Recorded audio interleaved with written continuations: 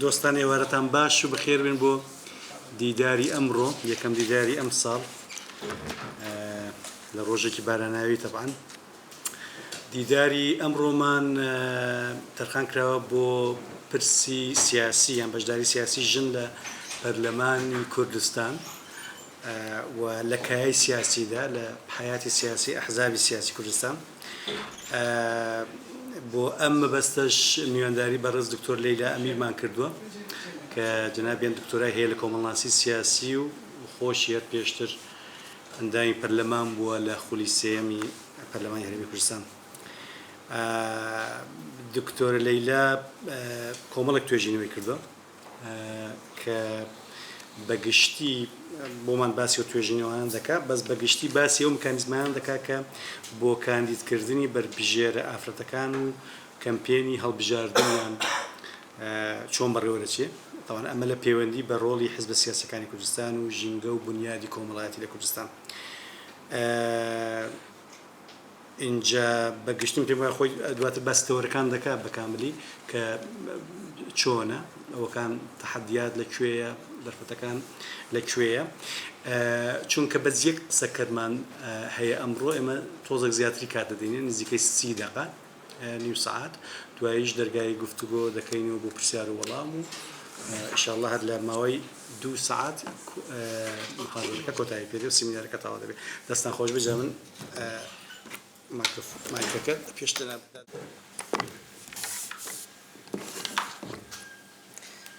زۆر سوپاس کاک جەواد، سوپاسی ئەنستیت و کاک سەرۆ دەکەم بۆ ڕەخساندنی ئەم دەرفەتە، سوپاسی ئەوەی بەڕێز دەکەم ئامادەبوون. تەسەورم دەکرد ڕێژەی ئافرەتان زیاتر بی لە ئامادەبوون بەس دیارە ئەوەن دیارە نیشانەوەیە کە وەزعی ئافرەت باشە بۆیان ئیدی هیوادارم بتوانم لەو کاتێک کە لە بەردەستمە گرنگترین ئەو خاڵانەی کە لە ماوەی ئەو چەند ساڵی ڕابردوو من بە بەردەوامی بەهۆی ئەوەی کە بابەتێکی گرنگ بۆ من مەسەلەی بەشداری ژنان، بەشداری سیاسی ژنان لە ناوەندە جیاوازەکاندا ئەگەر لەبیر نەکەم هەوڵدەدەم فۆکسم بخەمە سەر خاڵە گرنگەکان. وەکو هەمومان دەزانین مەسەلەی بەشداری بە تایبەت بەشداری سیاسی ژنان بابەتێکی زۆر کۆن نییە، بابەتێکی ڕاستە لەگەر مێژووی دروستبوونی هەرێم لە کوردستان ژن بەشدار بووە، بەڵام ئەمە پرۆسەیەکی زۆر ئالۆز بووە و سادە نەبووە، هەنگاوی جیاوازی بەخۆوە بینیوە.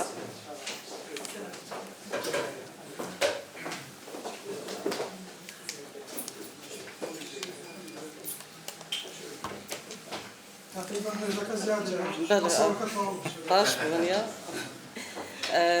سەرەرای ئەوەی کە لە هەرێمی کوردستان لە ڕووی یاساییەوە کار لەسەر کۆمەڵێک یاسا کرایە کە دەستەبەری مافی ئافرەتان و بەشداری کارای سیاسی دەکاتن، بەڵام کە دەی لە واقعی ژیانی ڕۆژانە و ئەوەی کە پێگەی ئافرەت لە ناو کایە سیاسیەکان چۆنە سەیری دەکەن یان خۆم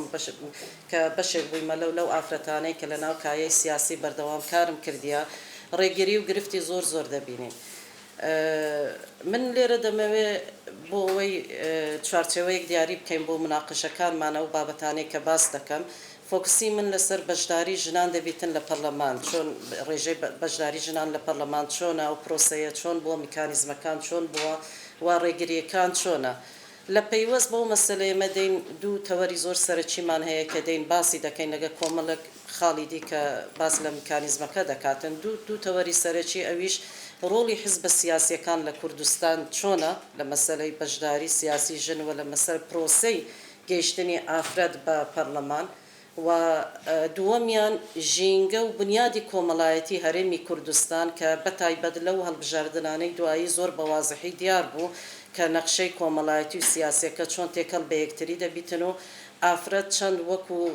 کەسێک کاینەکی سیاسی کە تموحی کاری سیاسی هەیە لەو بینە چۆن تەعاملی لەگەر دەگرێت ڕێگریەکان چۆنە و لە شوێنێک توانیتی سوود لەو تێکەڵیە وەربگرێتن. بەسەراحەت بەنسبەت ناوەندە سیاسیەکان لە کوردستان ئەوەی کە ئێمە بین ئەگەر سەیرێکی کورت بکەین دەبینین بارودۆخی ئافرەت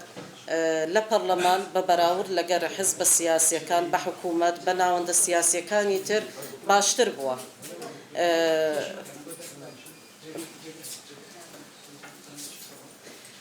ئەگەر بەراوردی خولەکان بکەین لەگەر یەکتری ئێمە تا ئێستا لە هەرێمی کوردستان 6 خولی پەرلەمانیمان هەبووە بە هەڵبژاردن کە لە خولی یەکەم ئەگەر من دقیق بم ڕێژەی ئافرەت 5 بۆ دوای لەگە گۆڕانکاریەوەی کە تەمەنی ئەو خولە زۆر بۆ تا 7 ڕۆشتیە دوایوی بەپێی ئەو بڕیارەی کە درا ئەو یاسایی کە دەرچوو بۆ پاڵپشتیکردنی ئافرەت و دانانی ڕێژەی کۆتا ڕێژەی ئافرەت جێگیر بوو ینی کێشەیەک نەما بەناوی ئەوەی کە ئایا چەند ئافرەت دەکاتە پەرلەمان ئەو ڕێژەیە جێگیر کرا لە خولەکانی تر ئەنی ئێمە کە دەین تەماشای خولەکان دەکەین تا خولەی ئەخیریش ڕێژەیەک لە سەرسەی ئەندامانی پەرلەمانی ئێمە ئافرەتن و ئەوە سابتە بەڵام پرۆسەکە خەریکە هەندێک شتی تری دێتە ناوی کە مێستا لێرە دەین باس دەکەین چکە کۆتاش یەکێک لەو بابەتانەیە بە بۆچوونی خۆم تاکو ئێستاش بابەت ینی جیاکاریەکی پۆزیتیڤە بۆ ئافرەت بەڵام خەریکە ئایا ئێمە دەین باسی وەی دەکەین ئایا ئەو جیاکاریە پۆزیتیڤە بە هەمان شێوە مایە یان دەچێتە ناو هەندێک هاوکێشەی تر و لە کۆتاییتە ئایا لە قازانجی بەشداری ڕاستەقینەی ئافرەتە لە ڕووی سیاسیەوە یان خەریکە قالبی تر وەردەگریتن وەکو گوتمان ڕێژەی بەشداری ئافرەت لە پەرلەمان بەپێی خولەکان گۆڕانی بەسەرداهاتێ زیاد بووە خاڵی وەرچەرخان لە کاری پەرلەمانتاری خولی سێیەمی پەرلەمان بوو کە ئێمە معارەزەی ڕسمی کە تێیدا سەری هەڵدا لەو خولە و لەگەڵ سەرهەڵدانی معارزەی ڕسمی لە دوایوی پێویستی گۆڕانی یاسای هەڵبژاردن هۆکارێک بوو لە بەوەی تەواوی پرۆسە و میکانیزمی کاندیدکردن و هاتنی خەڵکانێک بۆ پەرلەمان بەربژێرەکان گۆڕانی بەسەردا بێتن حزبەکان کەتنە ئەو قۆناغی کە زۆر پێویستیان بەوە بوو کە زۆرترین دەنگ کۆ بکەنەوە ئێمە لیستی کراوەمان هەبوو و منافەسەکی زۆر شەدیدی حزبانە هەبوو لە خولەکان و ئەمە هۆکارێک بوو لە بۆەوەی حزبەکان لەوەی کە فۆکسیان بخەنە سەر کوالیتی و ئەوەی کە چ کەسانێک دەتوانن لەوێەوە بتوانن لە دوای دەرچوونی زیاتر سوودیان هەبیتن لە بۆ ئەم پرۆسەیە گەڕانەوە لە بۆەوەی کە ئایا چ کەسێک دەتوانی زۆرترین دەنگ بینی بۆ ئێمە دەبینین لە دوای خولی سێیەم کۆمەڵە کەسێک توانیان بێنە پەرلەمانیان حزبەکان بە ناچاری بەگشتی پەنایان بۆ بردن کە ئەو کەسانە بوو پێیان وابوو دەتوانن دەنگ کۆ بکەنەوە لەوانەیە کە دەتوانین بڵێن خەڵکێک بوون کە لە سوۆشیال میدیا ئەکتیڤ بوون خەڵکێک بوون کە سەلەبەرێتی کۆمەڵایەتی بوون خەڵکێک بوون کە لەبەر هەر هۆکارێک مەسەلەن ئاینی بیان هەر هۆکارێکی تر بیتن پێما و بەڕاستیش وا بوو ئەنی ئەو کەسانە بوون کە لە ڕاگەیاندن دیار بوون لە ڕاگەیاندنە ڕسمیەکان ئەوانە هاتنە پەرلەمان ئەمە وای کرد کە ئەو میکانیزمە شێوازی هاتینی کەسانێک بوو پەرلەمان گۆڕانکاری بەسەردا بێتن ئەوە بەنسبەت ئافرەتەکانیش کاریگەری زۆری هەبوو چکە بەگشتی ئەوەی کە تۆ پەرلەمان تەماشا بکەی وەکو موسسەیەک دامەزراوەیەک ئێمە دواتر دێنە سەر مەسەلەی ژینگە و بنیادی کۆمەڵایەتی کە لەو دوو هەڵبژاردنە چەند کاریگەری هەبووە دەتوانین باس لەوە دەکەین کە ئەوە بەڕاستی ڕاستەخۆ ناڕاستەخۆ چەند کاریگەری لەسەر کاری پەرلەمانتاری وەو کەسانی کە دەچنە پەرلەمان و ڕۆڵیشیانی هەبێتن لە زمیان ئافرەتیش من لێرە بەگشتی لەسەر ئەساسی و توێژینەوانی کە ئەنجامماندایە چەند خاڵێکم دیاری کردیە بەنسبەت ئەو دوو هەڵبژاردنەی بەتایبەت کۆتایی فۆکسیمە زیاتر لەسەر هەرێمی کوردستانە شێواز و کاتی ینی یەکێک لەو خاڵانەی کە گرنگ بۆەوەی کە چۆن ئافرەتەکان دێن خۆیان کاندید دەکەن بۆ ئێمە جێی سەرنج بوو کە لە توێژینەوەکان بینیمان ینی تۆزێک جیاوازتر بوو ئەوەی کە من ئەوجارە زۆر هەستم پێکرد لە کاندیدەکان لە بەربژێرەکان ئەوە بوو کە هۆشیارێکی زۆر زیاتریان هەبوو ئافرەتەکان بە مقارنەتەن لەگەر جارەکانی پێشووتر هۆشیارێکی زۆریان هەبوو لەوەی کە چۆن بێنە ناو پرۆسەکەی چۆن ئیدارەی پرۆسەکەی خۆیان بکەن و چۆن بتوانن خۆیان بپارێزن بۆ ئەوەی ینی هەوڵ و کۆشیان بە فیڕۆ نەڕواتن و کەمترین زەرە لەو پرۆسەیە بانگەشەی هەڵبژاردن پێیان بکەویتن و بتوانن بەردەوام بن خۆی لە ڕاستیدا حزب کوردستانیەکان کارکتەری سەرکی هەڵبژاردنن لە هەرێمی کوردستان بەگشتی ینی تقریبەن ڕێژەی هەمووی ئەندام پەرلەمانەکانی مەو کەسانن کە نوێنەرایەتی حزبە سیاسیەکان دەکەن لە ڕێگەی حزبەکانەوە دەستنیشان دەکرێن و دێنە ناو پەرلەمان لە زمنیان ئافرەتانیش ئەوەی کە من حەستم پێکرد لەو مەسەلەیە هۆشیاری ئافرەتەکان بوو لە تەعاملکردن لەگەر ئەو پرسە بەر یعنی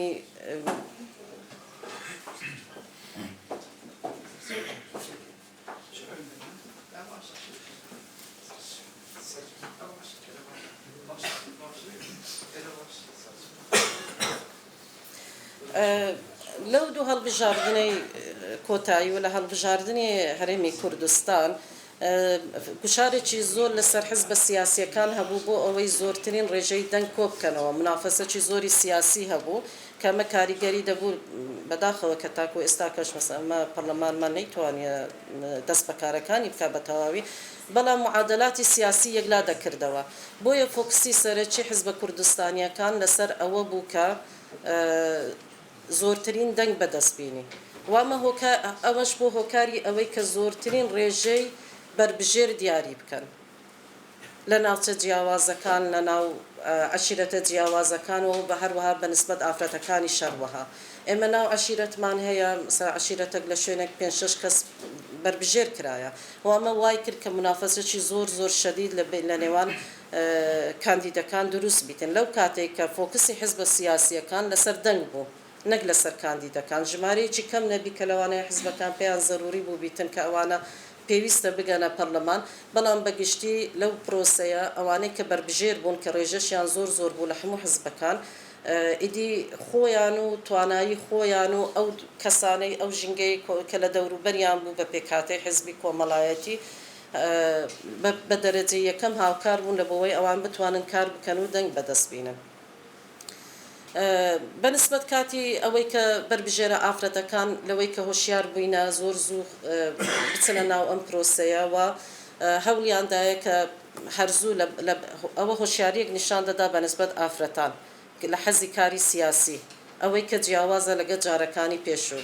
بەشێک لەو بربژێرانە لە هەڵبژاردننی 2010 بەدواوە ئەو فکریان هەبوو کە خۆیان بربژێر بکەن ولەو کاتەوە بەرنامە و پلانیان ئەوە بووە کە ژینگەیەک لە بە خۆیان دەستەبەر بکەن دروست بکەن کە بتوانن بگەنە یعنی وەکو دیاریکردنی ئامانجێک و هەنگاونان بۆەوەی بگەنە ئەو ئامانجەی کە هەیەە و کاریشیان لەسەر کردووە بۆەوەی بگەنەوەی ئێمە لە مەسلەی دێنە سەر باسکردنی دوو تەوەرەی سەرەکی کە ڕەبتی بە مەسلەی بربژێرکردنی ئەندام پەرلەمانەکان بربژێرەکان وە هەیە بە خودی ئەوانەی کە دەریشتوین ئەندام پەرلەمانەکان ئێمە گوتمان حزب یەکێک لە کارکتەرە سەرەکیەکانە بەڕاستی ئەوەی کە ئەم جارە تۆزێک جیاواز بوو لە مەسلەی پرۆسەی تەعاملکردنی حزب لەگەر کاندیدەکانی ئەوە بوو کە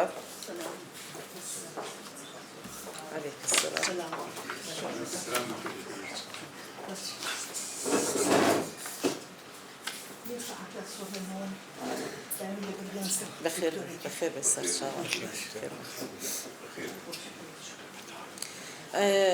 بربژێرەکان وەکو گوتمان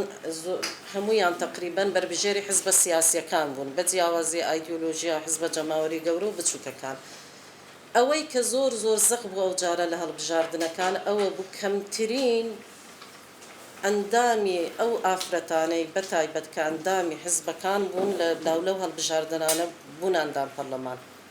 دەرنەچوون ڕێژەی ئەوانەی کە لە ناو حزب نەبووینە و کاندیدی حزب بووینە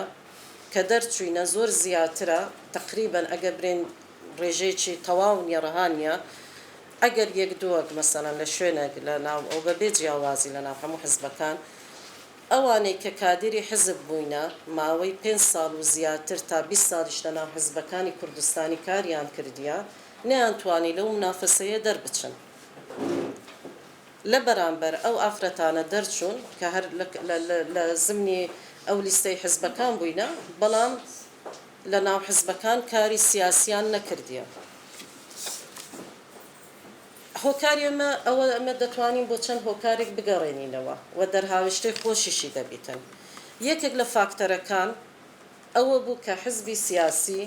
لەو هەڵبژاردنەی دوایی بەڕاستی گوشارێکی زۆریان لەسەر بوو کە زۆرترین دەنگ بینن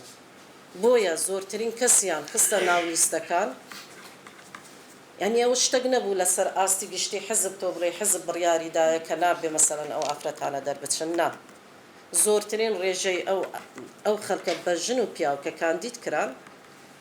بۆ ئەوەی بوو کە بتوانن زۆرترین دەنگ بەدەست بینن و ئەو ئەرکە قورسەکەتە سەرشانی خۆیان بربژێرەکان کە بچن دەنگ بەدەست بێنن. ئەوە یەکێک لە هۆکارەکان بوو. هۆکاری دووەم کە مەدەین لە مەسەلەی کۆتاش باسی دەکەین ئەوە بوو کە ئەو قەناعەتە لە کوردستان لە ناو حزبەکان لە هەموو ناوەندی سیاسی ڕۆشنبیری دروست بووە مادام کۆتا هەیە و ڕێژەیەکی دیاریکرا و جێگیری ئافرەت هەیە دەگاتە پەرلەمان کەواتە کێشە نییە ئەمە ئیش لە بۆ فلان ئافرەت بکەین کە دەربچی، چونکە ڕێژەکە سابتە و تۆ بەپێی ڕێژەی دەنگەکانت هەر حەزبەک ئەوەندە ڕێژەی یەک لەسەر سێیە و ئەوەندە ڕێژە ئافرەتە دەتوانێت بچیتە پەرلەمان. ئەمە هۆکاری دووەم بوو کە وای کرد کە ڕێژەیەکی زۆر کەمیە و ئافرەتانە کە لە ناو حزبەکانن بگەنە پەرلەمان. هۆکاری سێیەم ئەوە بوو کە ئەو منافەسە شەدیدە چونکە ڕێژەی بربژێرەکان گەلک زۆر بوو، منافەسەی شەدید لە ناو خودی بربژێرەکان لە ناو حزبەکانیشدا هەبوو بەبێ جیاوازی هەموو حزبەکان بە حزبە گەورە و بچووکەکانیش. ئەو منافەسەی شەدیدە وای کرد کە ئەوەی کە لە ناو هەندێک هاوکێشەی سیاسیە و ئەوەی کە لە ڕووی مادیەوە ئیمکانیاتێکی زۆرتری لە بەردەستە و یعنی توانیتی لە شوێنێک جێخۆی بکاتەوە بتوانی زۆرترین دەنگ بەدەست بینی. تەبیعەتی ئیشکردنی سیاسیش وایە تۆ کە لە شوێنە کار دەکەی کە لەو شوێنە کار دەکەی هەم لە ڕووی ئیجابیەوە هەم لە ڕووی سلبیەوە دەچێت ناو کۆمەڵک هاوکێشە، کۆمەڵک پەیوەندی و ئەو پەیوەندیە لە ناو حزبی سیاسی کە لەسەر بنەمای ململانەیە ململانەی سیاسی عادەتەن زۆر تونتر دەبیتەوە و ئەمە وای کرد کە و ئافرەتانەی لە ئۆرگانە جیاوازەکانی حزبەکان هەموو حزبەکان کاندید بن لە جیاتی ئەوەی پاڵپشتی بکرێن لەلایەن خودی هاوکارانیانەوە زۆر دژایەتی بکرێن، هەم منافەسەکە لە بینی خودی ئافرەتەکان بەهێز بوو هەم لە بینی خودی و ئافرەت و پیاوەکان. ئەنی یەکێک لەو شتانەی قسانێک کە زۆر باو بوو لە هەڵبژاردنانە ڕوبەڕووی ئافرەتان دەکراوە ئەوە بوو کە بربژێرە پیاوەکان و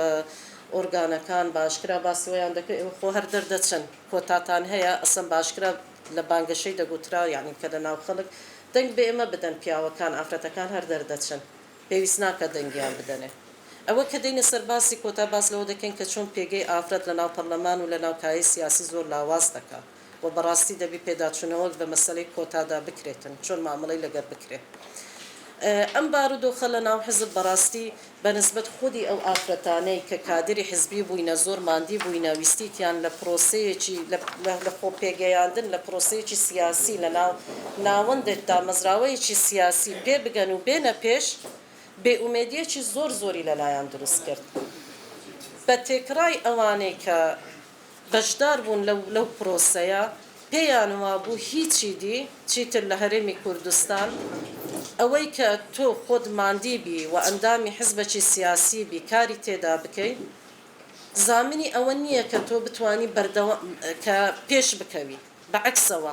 فاکتەرەکە لە بۆەوەی لەلایەن هاوکارەکانت لەلایەن ئەو ئۆرگانەی کە تێیدای ڕێگریت لێ بکرێت. ئەمە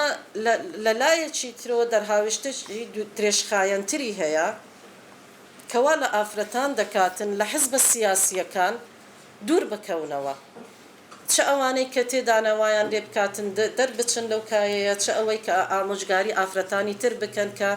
ئێوە بە جهودی خۆتان بەمانەوەتان بە 5 ساڵ و 10 ساڵ و 15 ساڵ و 20 ساڵ لە ناو حزبەکان ناتوانن زامنی ئەوە بکەن کە پێش بکەون،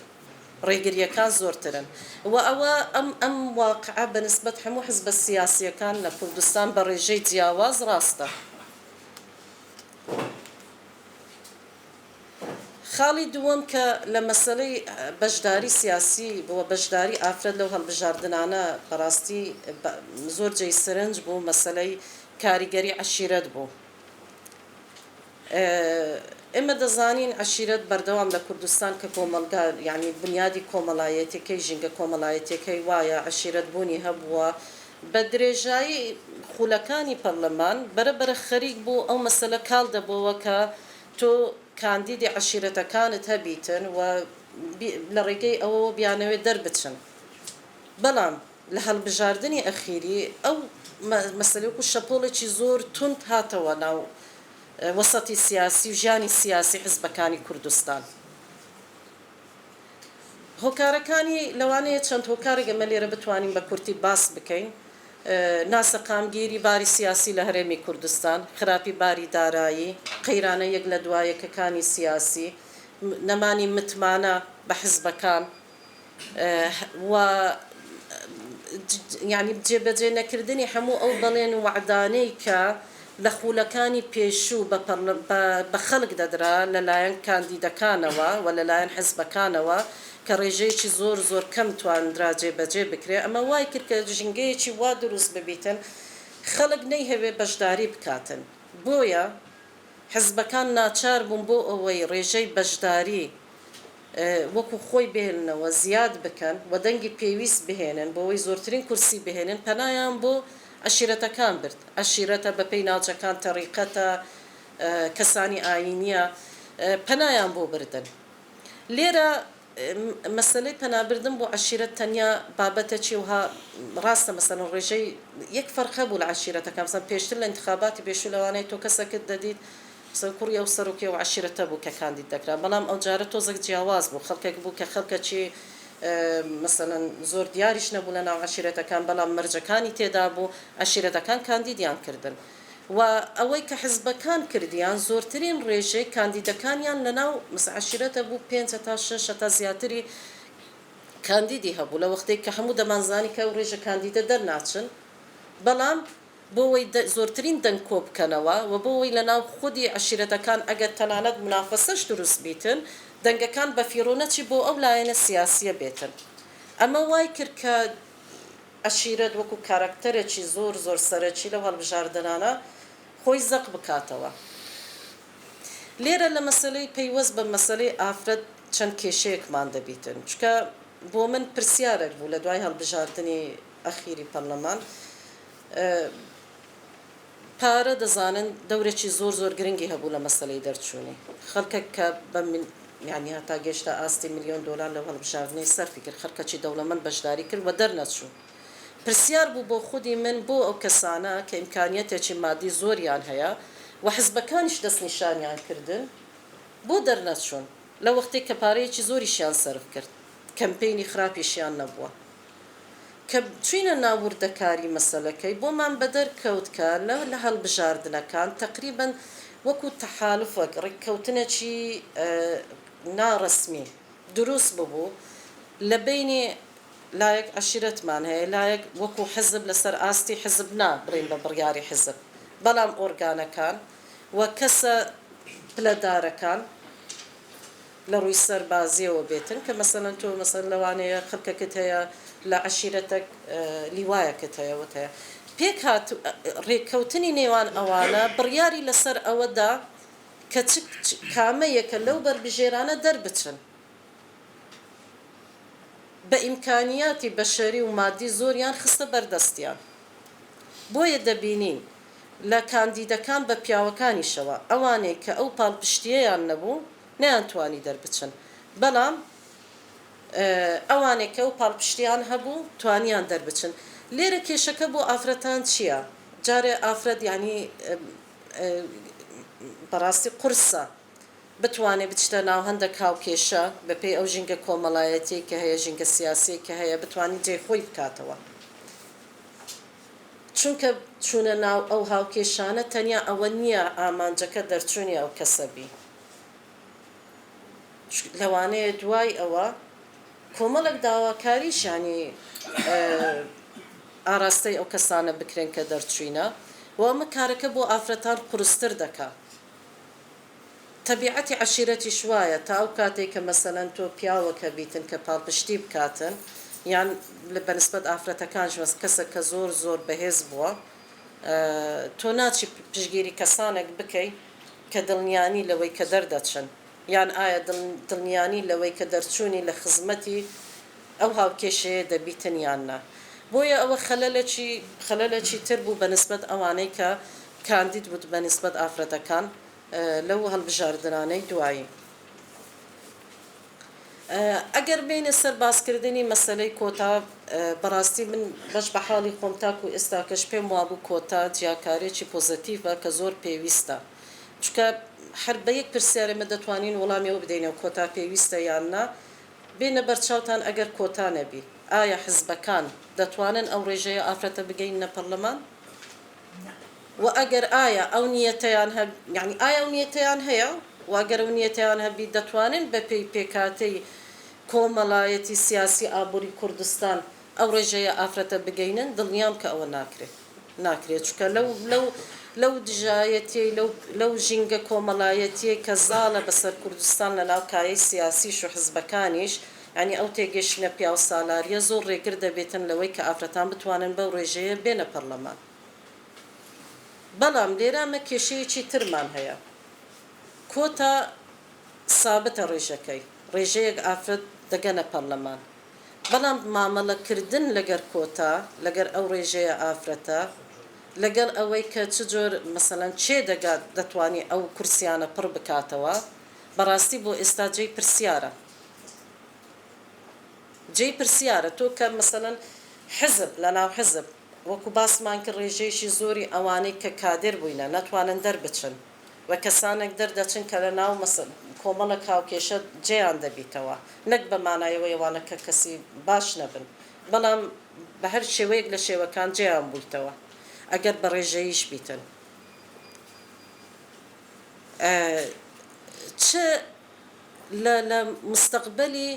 ئایندەی مەسەلەی کۆتا و تەواجودی ژن دەکا لە ناو پەرلەمان ئایا و ئافرەتانە کە دەچن دەتوانن بە هەمان شێوازی پیاوەکان ڕۆڵی خۆیان ببینن ئایا سربەخۆن ڕاستە بە پێی بەرنامەی سیاسی حزبەکانیان دەچن بەڵام ئایا سربەخۆن لەوەی کە چۆن ڕەفتار دەکەن سربەخۆن لەوەی کە لە ئەوەی خۆیان دیدی خۆیان چ بابەتێک گرنگە فۆکسی لەسەر بکەن ئەوە کێشەیەکی گەورەیە کە ڕوبەڕووی مەسەلەی کۆتا دەبێتەوە لە هەرێمی کوردستان ئەوە بەدەر لەوەی کە کۆتا وای کرد ئافرەتان بە دەنگێکی زۆر کەم بچنە پەرلەمان و بەردەوام ڕوبەڕووی ئەوە دەبنەوە کە ئێوە مەسەڵەن بەوەندە دەنگە کەمە هاتینە یەکسان نین لەگەر پیاوەکان کە بە ڕێژەیەکی زۆرتر لە دەنگەکان هاتینە ئەوە لە ڕووی سایکۆلۆجیەوە و لە ڕووی سیاسیەوە وا دەکاتن کە ئافرەتان هەر بە پاشکۆ بمینێنەوە نەتوانن ئەو ڕۆڵی کە هەیەە ببینن یەکێک لە خاڵەکانی تر کە گرنگە مەسەلەی دید و ڕۆیای ئافرەتانە لە کاری پەرلەمانتاری لە بەشداریان ئەوەی کە لای ئێمە جێی سەرنج بوو بەڕاستی نزیکەی مناڵم بە تێکرا نزیکەی عەدەدەکی کەم نەبیتن ئەوانەی کە دەرچوون بۆ پەرلەمان کە من مەسەڵەن لێکێک لە دوو دراسەکە قسەم لەگەریان کرد بەڕاستی هیچ دیدەک و ڕۆیایەکی سیاسیان نەبوو نە لە بۆ وەزعی سیاسی بەعام چ هەیە چ نییە وەنە لە بۆ پرسی ژن بەڕاستی ینی ئەوە یەکێک لەو خاڵانە بوو کە بۆ من جێی سەرنج و ئەسەفیش بوو چونکە یعنی کە لێم کە قسەمان دەکرد کە گفتوگۆ ئایا ڕۆیای تو چییە یەک وەڵامیان هەبوو بە زۆری نەیان لە ناو هەموو حزبە سیاسیەکان ئێمە لە ڕێگەی حزبی سیاسی بەوەی خۆیان دەرباز دەکرد لە ڕێگەی حزبی سیاسی هاتینە چمان پێ بڵێن ئەوە دەکەین بۆ مەسپرسی ئافرەت بەرنامەتان چییە چەند گرنگە لەلاتان دیسان دایان گوت وەڵاهی ئەمە لەوە نەهاتینە ئیش مەسەڵەن پرسی تایبەت ئیش لەسەر پرسی ئافرەت بکەین ئێمە بەرنامەی حزبمان جێبەجێ دەکەین بۆ ئەوە هاتینە ڕێژەیەکی زۆریان جا ئەوە دیسان خەلەلەکە بۆچی دەگەڕێتەوە بۆ ئەوەی کە ڕەبتی بە یاسای هەڵبژاردن هەبی سیستەمی هەڵبژاردن میکانیزمەکان هەبیتن وا دەکا کە ڕێژەیەکی کەمتر لەو کەسانەی کە خاوەن ئەزمون و کاری سیاسینە بگەنە ئەو شوێنانە بگەنە پەرلەمان خەڵکێک دێک کە کەم ئەزمونترە لە ڕووی سیاسیەوە و ئەمەش بە دڵنیاییەوە لە داهاتووی ئیشکردنی کاریگەری زۆری دەبێتن لەسەر ئەوەی کە چۆن دەتوانی وێنای خۆی بکاتن و نوێنەرایەتی پرسی ئافرەتیش بکاتن لەو شوێنەی کە تێیدایە 5 دقیقی ماماوە لە تەواوبووینە یەکێک لە خاڵەکانی تر کە زۆر گرنگ بوو بەڕاستی بکرێتە جێی ینی پرسیار ئەوە بوو کە ئەم جارە ینی لە هەڵبژاردنەکان ڕێژەی هەراسانکردن بە گشتی زۆر کەم ببەوە هەراسانکردنی بە هەموو شێوازەکانی بەنسبەت ئافرەتان بۆ خۆمەوە دیسانجێی پرسیار بوو کە بە دوواداچوونمان کرد یەکێک لە فاکتەرە ڕئیسیەکان ئەوە بوو طبعاً ئەوە لە زیرەکایەتی ئەو ئافرەتانەیە کە کاندید بووینە بە هەموو ئەوانەی کە ینی کە نەناو حزب بوو بنیاننا نەوەک تێگەیشتن و هۆشیاریان هەبوو بەرامبەر پرۆسەی هەڵبژاردن و میکانیزمەکان و ئەوەی کە چۆن بچنە ناو بانگەشەی یەکێک لە فاکتەرە ڕئیسیەکان ئەوە بوو کە و ئافرەتانە کەمترین دەرکەوتنیان لە کەناڵە ڕسمیەکانی حزبەکانی خۆیان هەبوو گەیشتبوونە ئەو نەتیجەیە کە چەندی تۆ بچی لە ڕاگەیاندنی ڕسمی حزبەکانت قسە بکەی زیاتر یعنی خودی بەرنامەکە ینی لا شعوریش بیتن و ئاراستە دەکرێت کۆمەڵک پرسیان لە ئافرەتەکە دەکرێت کە جیاوازە لە پیاوەکە دەیخاتە مووقفەکی واکە ینی ئەوەی لێ دەکاتەوە ئەو دەرگایە کە خەڵک گومان بخاتە سەری پرسیاری لەسەر دروست بکە بە چاوێکی کەمتر لە کاندیدە پیاوەکان بیبینی و تەشیری پێ بکرێت ئێمە حاڵەتمان هەبوو مەسەلەن لە دوو هەڵبژاردن کاندید بووە بەراوردی و حاڵەتانەی کرد ینی هەر هەموویان تێکرا پێیان وابوو خۆ دوورخستنەوە لە هەتا پێیان کرابی بەشداری و بەرنامانیان نەکردیە کە کەناڵە ڕسمیەکان هەیان بووە لە جیاتی ئەوە زۆرتر استفادەیان لە تۆڕە کۆمەڵایەتیەکان و کاونتەکانی ئەوەی خۆیان کردێ کە لە سوۆسیال میدیا هەیان بووە و تێشتا سەرکەوتوو بووینە تیمی زۆر باشیان هەبووە کە پاڵپشتیان بووینە لە پرۆسەی بانگەشەی هەڵبژاردن ئەوەش دیسانجێی پرسیارە لە جیاتی ئەوەی تۆ کەناڵی ڕسمی مەسەلەن حزبەکەت یان کەناڵە ڕسمیەکان ئێڕاگەیاندن هاوکار بن لە بۆەوەی دەنگی کاندیدەکان و حزبەکەت بە خەڵک بگەینیتن چۆن وا دەکات پرۆسەکە وای لێ دێتەوە بە خراپی بەسەر کاندیدە ژنەکان بشێتەوە ناچار بن خۆیانی لێ دوور بخەنەوە کە کاندیدەکان لەوە زۆر سەرکەوتوو بوون لەوەی کە بتوانن کۆنتترۆلی ئەمە بکەن پرسی پارە دیسان گرفتەکی زۆر زۆر گەورەیە لە مەسەلەی خۆ کاندیدکردن چونکە هاوکێشەی سیاسیەکان و بانگەشەی هەڵبژاردن پرۆسەکە وای لێ هاتیە لە هەرێم کەسێک ئەگەر ئیمکانیاتی مادیەکی زۆری لە بەردەستی نەبیتن نەتوانی خۆی کاندید بکە ئەمە بۆ ئافرەتان زۆر مشکلەیە لەبەر ئەوەی ئافرەت لە کوردستان بە ئەندازەی پیا و سەرچاوەی دارایی لە بەردەستی نییە دووەمیش بۆ دۆزینەوەی سپۆنسەر کە کەسێک بتوانی لایەنە کەسێک گروپێک بتوانی سپۆنسەری بکاتن ئەمەش کێشەی تری بەدوادادێ چونکە هەروە بە ئاسانی کە مەسەڵەن نابنە سپۆنسەر بۆ کەسێک کە بە کاندید بکرێتن و مەسرەفی لێ بکەن بۆیە ئەمانە ئەو خەلەلانەنا کە دەبێت لە بەرچاو بیتن لەو کاتێک کە ئەگەر لە هەر پرۆسەیەکی تر کە ئافرەتان بچنە ناو مەسەلەی هەڵبژاردنەوە نازانم هیچ خاڵێکی تر ئەگەر لە بیرم کردبیتن بەڵام خاتەکە زۆر وڵا زۆر زۆر دەزانی پێشنیازەکان ئەمە ئەوەی کە باسمان کرد یەکێک لەو خاڵانەی کە زۆر زۆر گرنگە ئەوەیە کە حزب لە کوردستان کارکتەرێکی سەرەکیە دامەزراوەیەکی سیاسیە کارکتەرێکی زۆر زۆر سەرەکیە لە پرۆسەی سیاسی ئەگەر حزبەکان بەگشتی وایان لێبێ کە ئافرەت تێیدا کار بکات و نەکات وەکو یەک بیتن ئەمنەوەی بەڕاستی مەترسی دەبینم لەسەر پێکهاتەی حزبەکان تەماشاکەن وەزعی ئافرەت بەگشتی لە کوردستان لە هەرێمی کوردستان بڕۆ زانکۆی ببینە بڕۆ شوێنی تر شوێنی ئیش ببینە کافرەت ئێستا چوتە ناو بازرگانی زۆر باشتر لەو کاتێک کە حزبەکان دەبووە پێشەنگ بن لە بۆ گۆڕانکاری پێشەنگی ئەوە بن کە یارمەتی دەربن دەستی ئافرەت بگرن و بیهێنن کایج ینی ناوەندەکی ئەمین دروست بکەن بۆ ئافرەتەکان ئۆکەی دێ ئیش دەکات بەپێی توانایی خۆی ئەو دەرفەتەی ململانەی پێ بداتن لە ناو حزبەکەی و لە شوێنەکانی تر بۆ ئەوەی بتوانی بەردەوام بی لە ژیانی سیاسی بەڵام ئەگەر حزب سیاسیەکان لە کوردستان ژینگەی ژیانی ڕۆژانەیان و سیاسیان وای لێبێ ئافرەت لێ بێ ئومێد بیتن منەوە بە مەترسی دەبینم لەسەر خودی ینی پوکانەوەی حزب سیاسیەکان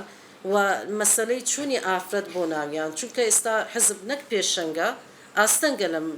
لە پرسی ڕاستە ئەمە ڕێژەی ئافرەتمان هەیە هەتا ئاستی سەرکردایەتی وەکو ڕێژە هەمانە بەڵام ئایاوە لە واقعی یعنی زۆرینەی جەماوەریەکەی ئایا ڕەنگی داوتەوە؟ بەڵێ ئایا ئەو ئافرەتە خۆ باشە ڕێبوونی ڕێژێکی ئافرەت لە سەرکردایەتی لە هەموو شوێنانەوە سەر لە پەرلەمان وا دەکاتنەوە ببیتە بەشێک لە کللتورەکە خەڵک بەرەبەر قبولی بکاتن بەڵام ئایا لە واقعی ژیانی حزبی ڕەنگی داوتەوە یاننا من پێم وایە یەکێک لە مەسە پێشنیارەکان ئەوەیە حزبەکان لە کوردستان ئەو پرسیارە لە خۆیان بکەن بۆ مەسلەیە وایەوە چۆن دەتوانن چارەسەری بکەن چۆن دەتوانن یعنی ئەوە گرفتەکە بۆ حزبەکان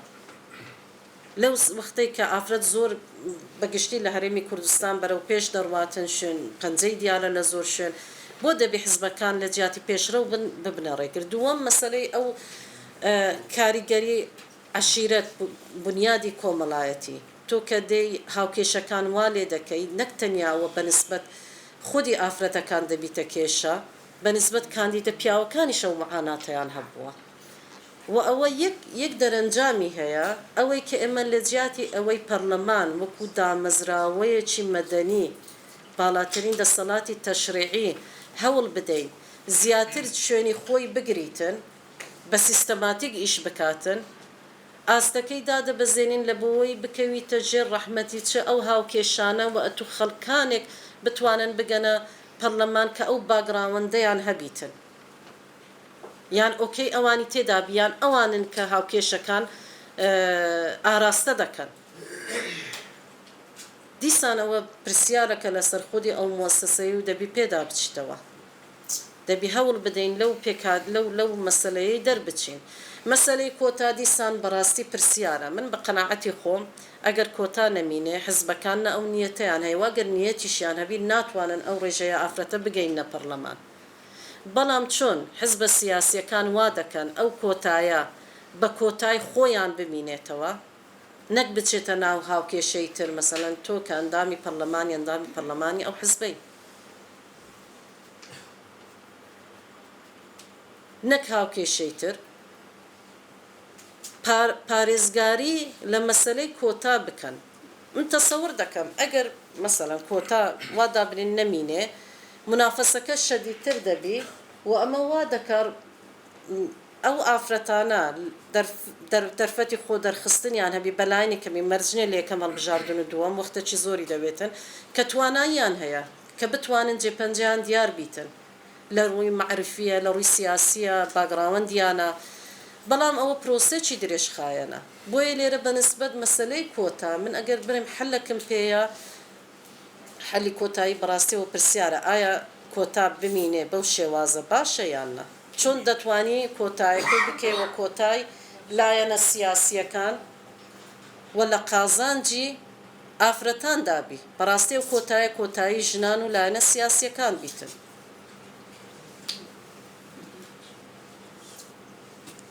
بەنسبەت ئافرەتانیش بەڕاستی من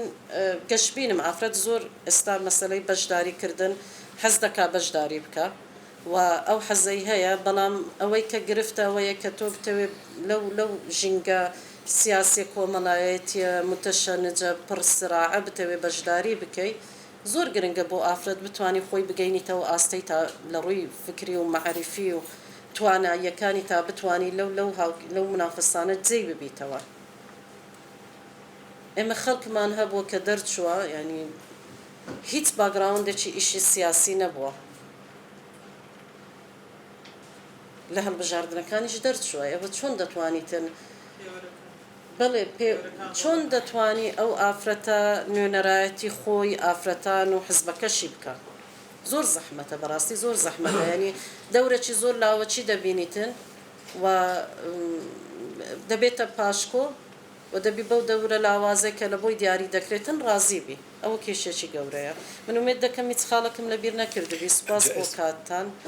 زۆر سوپاس دکتۆر لیلا بۆ ئەم حازرە دەوڵەمەندە و پێشنیار دەستخۆشی یەکەم هەرچەند من درەنگ هاتم 40 دقیقە گەڕام هەتا ئێرەم دۆزیەوە خێری کاتسەرۆ بنووسێت زۆر شتە دوورژیان بەڵام ئەوەی کەوا زیاتر سەرنجی منی دا مەسەلەی کۆتا کۆتا من ئەڵێم شتێکی چاکە هەر سەیری دەمودێوتەمەکرم بخوایە بڵێ شتێکی چاکە و لە بەرژەوەندی ژن و ئافرەتی کوردایە من هەرچەنە زۆر جار بەرز و نزم بوو هەڵس و کەوتی برێمەر بەرامبەر بە میلەتەکەی من بەڵام من دەستخۆشی یەکەم کە توانی کۆتادا بنرێ بۆ مەسەلەی ئافرەتە باوەڕم پێ بکە ئەگەر ئەو کۆتایە نەبووایە تاک و تەرە ئافرەت دەیتوانی بچێتە پەرلەمان خۆشمان لە ناو وەزعەکە بووین لە ڕاپەڕینا و بەشداری سیاسی و بەشداری کۆمەڵایەتی و ڕۆشنبیری و هەموو لایەنەکان ئەمانزانی چ ئافرەتێک بەتوانایە چێ دەوری خۆی ئەبینە چێ دەبێتە جێگەی دید و بۆچوونی سیاسەتمەدارانی کوردمان لەبەرەوە ئەمەی کە ئەمەی کرد فەرز بوو لە ناو هەموو حیزبەکانی کوردستانە دەبێت کۆتای بێت بەس ئەوەی کە جێگەی دڵخۆشیە ئەم لە سا 25 لە پەرلەمانی کوردستان لە خولی دووەمی پەرلەمانە توانیمان بیکەین لە سا 30 ئەمە شتێکی زۆر زۆر چاکە کە ناتوانن دەستبەرداری ئەو مەسەلەیە ئەمە خاڵێک بابەگیان ئەو فەرز بوو کاک دکتۆری فەرز بوو مەسەلەی کۆتا فەرزە و شتێکی چاکیشەوە لە بەرژەوەندی هەموو حیزبەکان و بەرژەوەندی میلەتەکەمەوە بەرژەوەندی کێشەی ژنی کورد و ئافرەتی کوردیشمانە چکە تۆ لە ناو خەباتی ژێرزەمینە تۆ ئیعدام کراوە ئافرەت تێ هەڵدراوە ئەشکەنجەیەکی هەتا بڵێ کە من ئەیخوێنمەوانە ئەو ئافرەتانەی لەسناو کاتێک کە تەواو بوو بۆ هیچ شتێکەڵیان نابژێرنەوە ئێستا ژەڵێم برێمە کاکە با مەوزوعەکە نەبێتە وەرە من و تۆ دانیشین هەمووی بۆ بازەکەم چووکە ئەوە ئیشی منە لە دوای ڕاپەڕینەوە بۆ مەسەلەی ئافرەتی کورد شت نییە نەیخوێنمەوانی و بە دوایە نەچێت اینجا ئەمە شتێکی زۆر چاکە شتێکە دووروژان ئافرەتمان لەناو خۆمانە ناتەبای باوەڕەکەی زۆر زۆر ڕاستە وەکو حیزبە کوردستانەکانمان لێ هاتووە لە زۆر شتا ئێمە یەک ناگرین ئەگەر بۆ بەرژەوەندی گەل و نیشتیمانە پێشمانە خۆمان ژن خۆی قوربانیە بەڵام کەتێکە لەبین بۆ مەسەلەیەکی ئاوا ئەبینین قوربانی دەستی قوربانەکانیشە بینەوە جا لەبەرەوە یعنی ئێمە تۆ ئەبێ ئێمە لە مەولا کار بکەین لەسەر ژنی کورد دەبێت چۆن بیە هەنگاوەکانمان چۆن بێت تۆ لە ناو حیزبی کوردستانیایە ئەو حیزبەی باوەڕ پێێتی ئەبینین هەر ژنە منافەسەی ژنێگەکە نایە لێ بێتە پێشەوانی ناڵێ دەنگی بەرز بێتەوە ئەمە خاڵێ ئاماژەت بە جۆری نەوعێتی ئەو ژنانە کرد دەستخۆشیت لێەکەم من گلەیم لە هەموو حیزبەکان هەیە بە تایبەتی لە حیزبەکەی خۆشم ئەو جۆرە ئافرەتانەی ئەینێرێتە پەرلەمان کە نوێنەری گەلەکەن چ لە بەخابیە چ لە هەرێمی کوردستانە بێ ئایا بە پێویستی دەوریانە بێت نەڵم نەخێر لە سەیە لەم سیە ئەگە 4 ئافرەت دەوریانە بێت ئەوانی که من لە خولی خۆمە لە خولی دووهەمە ئافرەت 4 ساڵی تەواو کرد دەنگی ئەو دەمەی نەکردەوە ئافرەتێکمان دەمی کردەوە یەکجار وتی جەنابی سەرۆکی پەرلەمان ئەو وشەیە پێویستی بە دوویە زۆر خەفەتم خوارد خۆزگا کە لە تەنیش منەوە گوتی ئەمەوێت سەرنجم هەیە لە ڕووی ڕێزمەوە تە بەسە قسە بکە دوای گوتم ئەزانی پەشیمان بوومەوە ئەو زانی تۆ درێژە بە قسەکانت دەیە ئەمان جا لەبەرەوە یعنی بەڕاستی پێم خۆشە لە ڕووی خاڵێکی ترە وروژان لە ڕووی سپۆنسەرەوانێ ئاماژەت بە شتێکی زۆر جوان کرد پیاوی وا هەبوو ملیۆنێک دۆلاری سەرف کردووە بۆ مەسەلەی هەر بۆ ئەوەی بگاتە پەرلەمان و دەوڵەمەنیشە و بنەماڵیشە و خاوەنی زەوی و زارە من نامەوێ بەراوردی حیزبی خۆم بکەم کە خەباتێکی دوور و درێژی هەیە چ سەرزەمینی چ ژێرزەمینی چ گەیشتن بە هەموو دەسەڵات و پێگەیەک ئەگەر باسی هەندێک حیزب بکەم لەناو هەندێک حیزبە بە دوای نەوعیەتا گەڕاون چێ ئەتوانێت لە پەرلەمانە دەوری خۆی هەبێت من زۆر دانەجار گلەیم لە حیزبی خۆم کردووە ئەو جۆرە ئافرەتانەی کە چوونەتە پەرلەمان ئەم لە سیاسیە پانزەیان ڕۆڵی خۆیان ژێراوە ئەوانەی تریان نازانن سەردانی شوێنەکان بکەن ئەو لیجانانەی کەتیان ڕاپۆر نانووسن بزان تۆ دەورت چییە ناچن بۆ سجنی ئەحداث بزانە ژنەکان دەوریان چیە و چیان بەسەرهاتەوە ئەو مناڵانەی کە لەوێ کەوتون و لێکدانە ژوورا و بە شەو ئەنوا ئۆشکات شتی ناشرین لەگەڵ یەکاتە یعنی ئەوەی ئێمە لە خولی دووهەمی پەرلەمانە کردمان بەڕاستی نەک بڵێم من چووکە خۆم لەوێ بووم جێگەی دەستخۆشیە ئیجا لەبەر ئەوە ئەبێت تۆ ئەم بابەتێک کە نووسیوتە شتێکی زۆر چاکە داوان لێ ئەەکەم کەوا چاکی بکەیت داوان لێ ئەەکەم سەردانی حیزبەکان بکەیت داوان لێ ئەەکەم بچی بۆ لای پارتی بڵێ یەک دانە کێشەمان هەیە کێشەی پیاومان نییە با خۆیان خەریکی خۆیان بن ئەم کێشەیەن ئەم کۆتایە نەبووایە باوەڕم پێ بکە هیچ پیاوێک حەز ناکات بچێت ئافرەتەکە هەڵبژێرێ ئەوەی کار بۆ خۆیەکە ئەوەی کار بۆ خزمەکەیەکە ئەوەی کار لە تۆ ئەزانی لە سەردەمی ئەم خولی یەکەم و دومی پەرلەمانکێ بوو ژنی مەسئول بوو براکەی بوو خاڵی بوو مامی بوو ئێستا تۆ بابەتێکە دووروژان عشیرە من لە کۆنگرەی چواردە بوو یا سیانزە بوو بابەتێکم نووسی باوکی مناڵەکان وتی نەبیە بە حیزبەکەت نەبڵاوی کردەوە خێیەکی تیادا بنێ هاتم هەمووی بزانم هەموو حیزبە تایبەتی بادینانمان لە زاخۆ و لە دووبۆ ئەکسەریەتی کە هەڵبژێران پیاوەکانیان عشیرەت بوو جا لەبەرەوە من تا عشیرەتە بێ وەڵام مسکێنەکە هیچ دەور ناتوانێت دەور سەرەتا دەستخۆشی لێکەم ئەمە ئەگەر کتێبێ چاپی بکە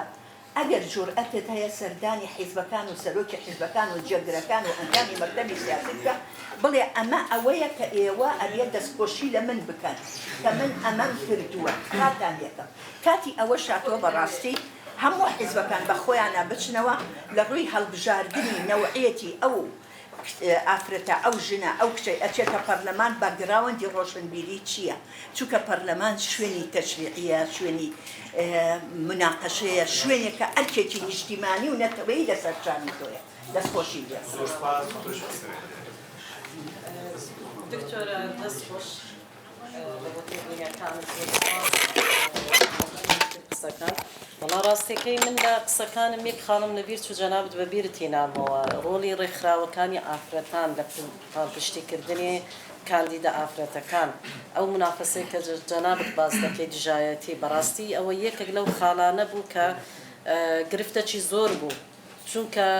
زۆربەی ڕێکخراوەکانی ئافرەتان چه ئەوانەی کە سەر بە حزبەکانن چه ئەوانەی کە بەناو ڕێکخراوی مەدەنینە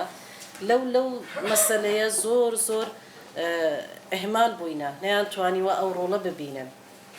پاڵپشت نەبووینە بۆ کاندیدا ئافرەتەکان بەشێکیان ئیشیان بۆ حزبەکان کردیە بەشێکیان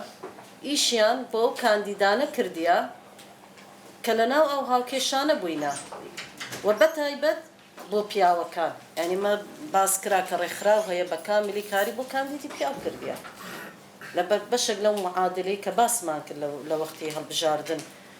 لە ئارادا دەبیتن مەسەلەی بەڕاستی منافەسەی ژن لەگەڵ ژنی من بەدیدی من ئەو منافەسەیە هەیە زۆریشە بەڵام من بۆ چەند هۆکارێک دەیگەڕێنمەوە لە هەمووی زیاتر وازەحتر ئەوەیە کە لە هەرێمی کوردستان سەرچاوەکانی دەسەڵاتی سیاسی لە دەستی پیاوە بە نفوزی سیاسی بەدارایی لە دەستی پیاوە لە دەستی ئافرەت نییە ئەزمموی ژیانی سیاسی بۆ پیاوان ئەزمونێکی دوور و درێژترە لەوەی ئافرەتان بۆیە کە ئافرەت دێتن ئەو سەرچاوانەی لە بەردەست نییە کە لە بەردەستی نەبوو جەوەکی ژینگەیەکی وا دروستکرایە کە ئافرەت تەنیا ئافرەتەکە بە منافسی خۆی ببینی ئەو ئەقلیەتە پیاو سالاریە یا هاندانی ژنانە بەو ئاراستەیە لە بەوەی مەسەڵەن تۆ لە جیاتی ئەوەی بێ بڕێ وەڵام من وەکو ئەو هاوکارە پیاوەم کە لە یەک ئاستینە ئەو منافسی منەوە من لەوانەیە لەوی باشتر بم فۆکسی لەسەر ئەو ئافرەتەیە کە دەکرێت ئەگەر پاڵپشتی یەکتری بن زۆر باشتر پێش بکەون و ئەوە هاوکاری لە یەک شتی لەو ژینگەیە دەکاتن لە بۆ بەردەوامی کە بەردەوام دەگوترێتن ژن دژی ژنە ئەنێەوە زۆر لەلایەن پیاوانیشەوە دەگوترێت بەڵام ئەگەر بێ سەر هۆکارە واقعیەکان بۆ ئەو ژینگەی کە لە ناو دامەزراوە سیاسیەکان بە حیزبەکانیشەوە دروست بووە پاڵ بە ژندێک کە بەو ئاراستەیە بڕواوە لەبەر کەم ئەزبوونی ژنەکان لە پرۆسەی سیاسی خۆی ئەو تەسەورش لای ژنان دروست بووە کە ژن منافسی ژنە بۆیە ئەو دژایەتیە زۆر بەهێزە ڕاستە لەوانەیە لە چاوپیاوە زیاتریش دیارە مەسەلەی دیسان ڕۆڵی ژن لە پەرلەمان بەڕاستی دوو جانبە هەم زاتێکی کە باسمان کرد هەم مۆزوعەکەی کە جەنابەت باس کرد بالفعل کاندیدانی ما ئەوانەی کە دەردەچن بە تایبەت دەبی لەو ئاستە بن و دەبی ئیش لەسەر خۆیان کردبی پێشتر و بە بەردەوامیش ئابدێکی خۆیان بکەنەوە ئەوەی مۆزوعیە کەش کە باسمان کرد ڕەبەتی بە ژینگە و بنیادی کۆمەڵایەتی و حزبەوە هەیە زۆر سوپاس دکتۆر بارزان فەت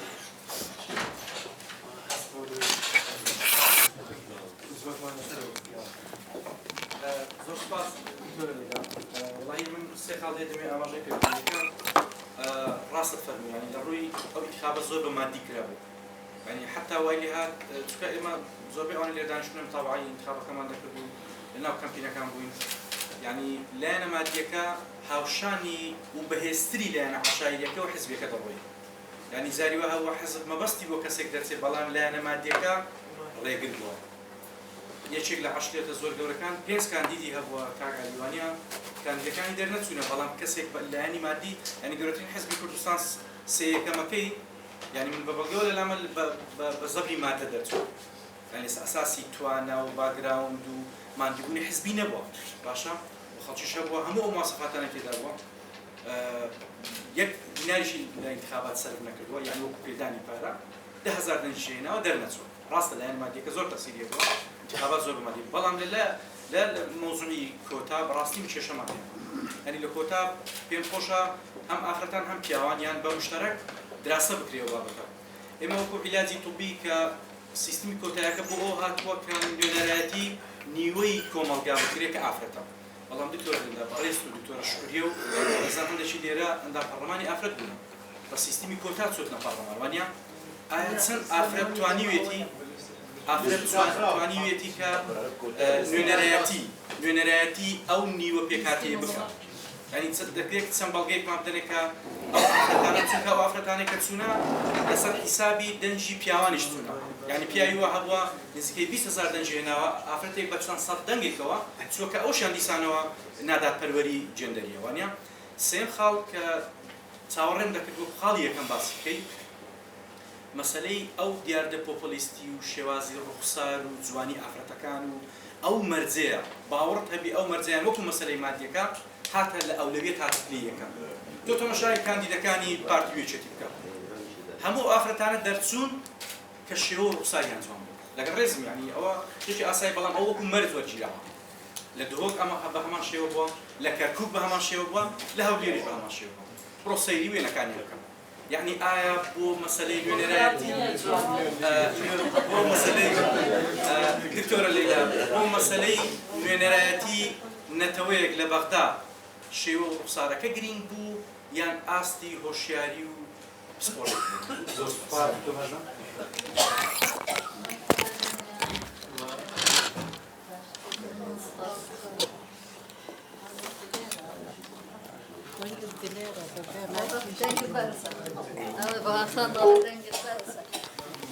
زۆر سپاس تۆی پێشینەوە هەروەها زۆر سپاس بۆ دکتۆرە لەیلا بەڕاستی بابەتێکی گرنگە چونکە من بە سەریشم بۆ گوتم چوارشەمان ئێواران دەچمە دەبوو بەڵام زۆر سەباتەکان گرنگن بەڵام بابەتە بە نسبەت منەوە بەڕاستی زۆر گرنگە ئەزانن ئێمە لە ناو کۆمەڵگایدا دەژین کە بۆ مەسائلی هەڵبژاردن دەبێت سایکۆلۆژی کۆمەڵگای خۆمان چ کەسانێک ئەوان هەڵدەبژێرن ئەوەی کە تا ئێستا من تەبع بووە من لە خاڵی دکتۆر کازان دەست پێ دەکەم پێشتر کە لیستی مغلق بووە دەهاتن کادرەکانیان دادەنا ئیتر کادر پیاو بە یاخود ئافرەت بە بەپێی ئەو ڕێژەیە کە لیستەکە مغلق بووە سێ پیاویان دادەنا چوارەمیان ئافرەت بوو و ئەمە تاوەکو خۆلی کۆتایی خۆلی سێەمیش تەواو بوو لە خۆلی چارەمدا من چونکە لەناو بابەتەکاندا بوومە پیا کە لە ئەسێکی بەرزش بووە گوتیتی من بەو ئافرەتە دەنگ دەدەم چونکە ڕوخساری جوانە ئێستاشی لەگەڵدا بێ یەک لە پەیوەرەکان کە دانراوە نەبەس حیزبەکان دەرەناوە حتا کۆمەڵگای ئێمەش لەسەر ئەوە حساب دەکەن کە دەبێت ڕوخساری جوان بێکە بچیتە شوێنی بڕیار نەبەس بۆ پارلەمانش بۆ هەر شوێنێکی دەبێت ئەمە یەک لە پێوەرەکانە بۆیە ئەم سایکۆلۆژیە ئێمە دەبێت کاری لەسەر بکەین حیزبەکان ڕێکخراوەکان ئەعلامەکان مهم کۆمەڵگای مەدەنی بەگشتی دەبێت کاری لەسەر بکاتن بۆ ئەوەی کە ئەم هۆشیاریە دروست بکەن دوو دیسان سایکۆلۆژی کۆمەڵگایە مابینی پیاوێک و ئافرەتێک بە هەموو توانایەکانیان وەکوویەک بکە نییە لە دنیادا هەموو توانایەکان و با بڵێن هەموو ڕوخسار و ئەوانە وەکوویەک بێ بڕوای بە پیاوەکە زۆرتر هەیە بۆیە دەنگ بە پیاوەکە بۆیە ئەمە پێویستی بە هوشیاریەیە بۆ هەروە ئیسبات وجودی ئافرەتەکانە کە دەچنە شوێنی بڕیار دێمە سەر کۆتاکە کۆتا زەڕورەتە هەبێت بۆچی زەڕورەتە هەبێت بە ئەو لیستە مۆغلەقەش کە هەبوو ئەگەر لە چارەم ناودا ئافرەتیان دانە نابە والله یەک ئەفرەتیش نەدەرە نمونەشمە زۆرە خولی یەکەم چوون بوو چەند کەس ئافرەتێدا بوو 5 بوو لە 100 ئەندامی پەرلەمان بۆیە زەڕورەتێکە کە دەبێ هەبێت و ئێستاشی لەگەڵدا بێ قانونەکە دەڵێ 30 لە 100 کەمتر نابێت بەس ئێمە وامان لێ کردووە بزڵت دەبێت هیچ حەزبێک زیاتر لێ ناکات دەبێت 30 بێتە بەنسبەت ئەو وجوهانەی کە دەچن وەڵڵاهی پیاوانیشمە ڕێزم بۆدانە هەیە بۆ ئەوانەش هەیە کە دەچن ئافرەتانیش خەڵکی بە توانای تێدا خەڵکیشی هەیە کە توانایی نییە کە دەچیتەوە یعنی هەردووکی وەکو یەک دەچیتەوێ لەیلا خان من و جەنابەت ئەندامی پەرلەمان بووینە لە خولی سێەمی پەرلەمان پیامان هەبووە لە شوێنی پیاوێکی تر هاتووە کە چوتە بووتە وەزیر 2 ساڵی کامل لەوێ بوو من لێت دەپرسەمی یەک کەلیمە هەستا ڕۆژێک یعنی پیاوی وەشمان هەبووە طبعاً کەسێکیش بووە کە پێشمەرگاریشی کردووە تا گەیشتووە و ئاستا بۆیە ئەمە بەڕاستی دیراسەیەکی دەوێت و کۆتا دەبێت بۆ ئێستاش و بۆ داهاتوش دەبێت بمێنێت تاکو ئێمە عیلاجی ئەم کۆمەڵگای خۆمان تاکو ئێستا بزانە پێشتر ئەگەر ئافرەتێک خۆی هەر بژارتبا بە دەنگی خۆی نەدەچوت بە کۆتا دەچوو بەڵام دەبینیت تاکو تەڕا ئێستا ئافرەتانە چ بۆ پەرلەمانی عێراق چ بۆ پەرلەمانی کوردستان بە هێز و توانای خۆی دەنگ بەدەست دێنێ و دەچیتەوە بۆیە بۆ قۆناغێک لە قۆناغەکان پێویستە ئەم کۆتا هەبێ و دەبێت بەردەوامی هەبێتە بەنسبەت ئەوانەی کە دەچنە ناو لیستەکان بە پیا و ئافرەتەوە ئێستا هەربژارتنەکان تەواو نەبوو دەبێت حیزبەکانیش لەسەرەوە بکەن و 4 ساڵی داهاتوو خەڵکی وا ڕابێنە ئەوەی کە بچیتە پەرلەمان نه لە شەوە ڕۆژێکدا وڵا فلان کەس وەرە بە ناوێت بچیتە ناو ئەو ناوانە بۆچی نەچیتە ناوی ئاویش خۆی پێیاوەیە دەبێت ئیش بکاتون و دەڵێ وەڵام ڕازیش نابێتەدا نەچوو دەبێت حتمما شوێنێکی بەرزی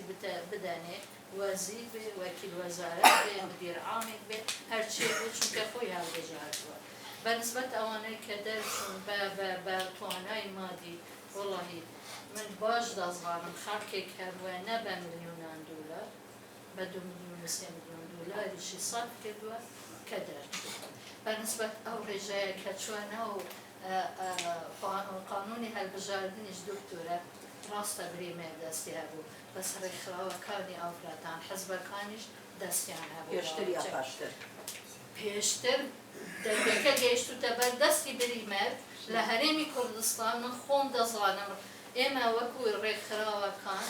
یادداشتمان نووسیوە و لێرە چەندین وەرکشۆپ و کۆنفرانسات کرا و ڕێژەیەکە ئیتر چەند بێ مهم لە ڕێگای حیزبەکانەوە لەگەڵ بریمێر باس کراوە بڕیاری لەسەر درەوە زۆر سوپاس و زۆر سوپاس بۆ تێدنا ئەوە دەڵێ دەگەین مداخلەکانەکە لە 2 دقەدا بێ زۆر باشە چونکە پێڕاگەی مەشت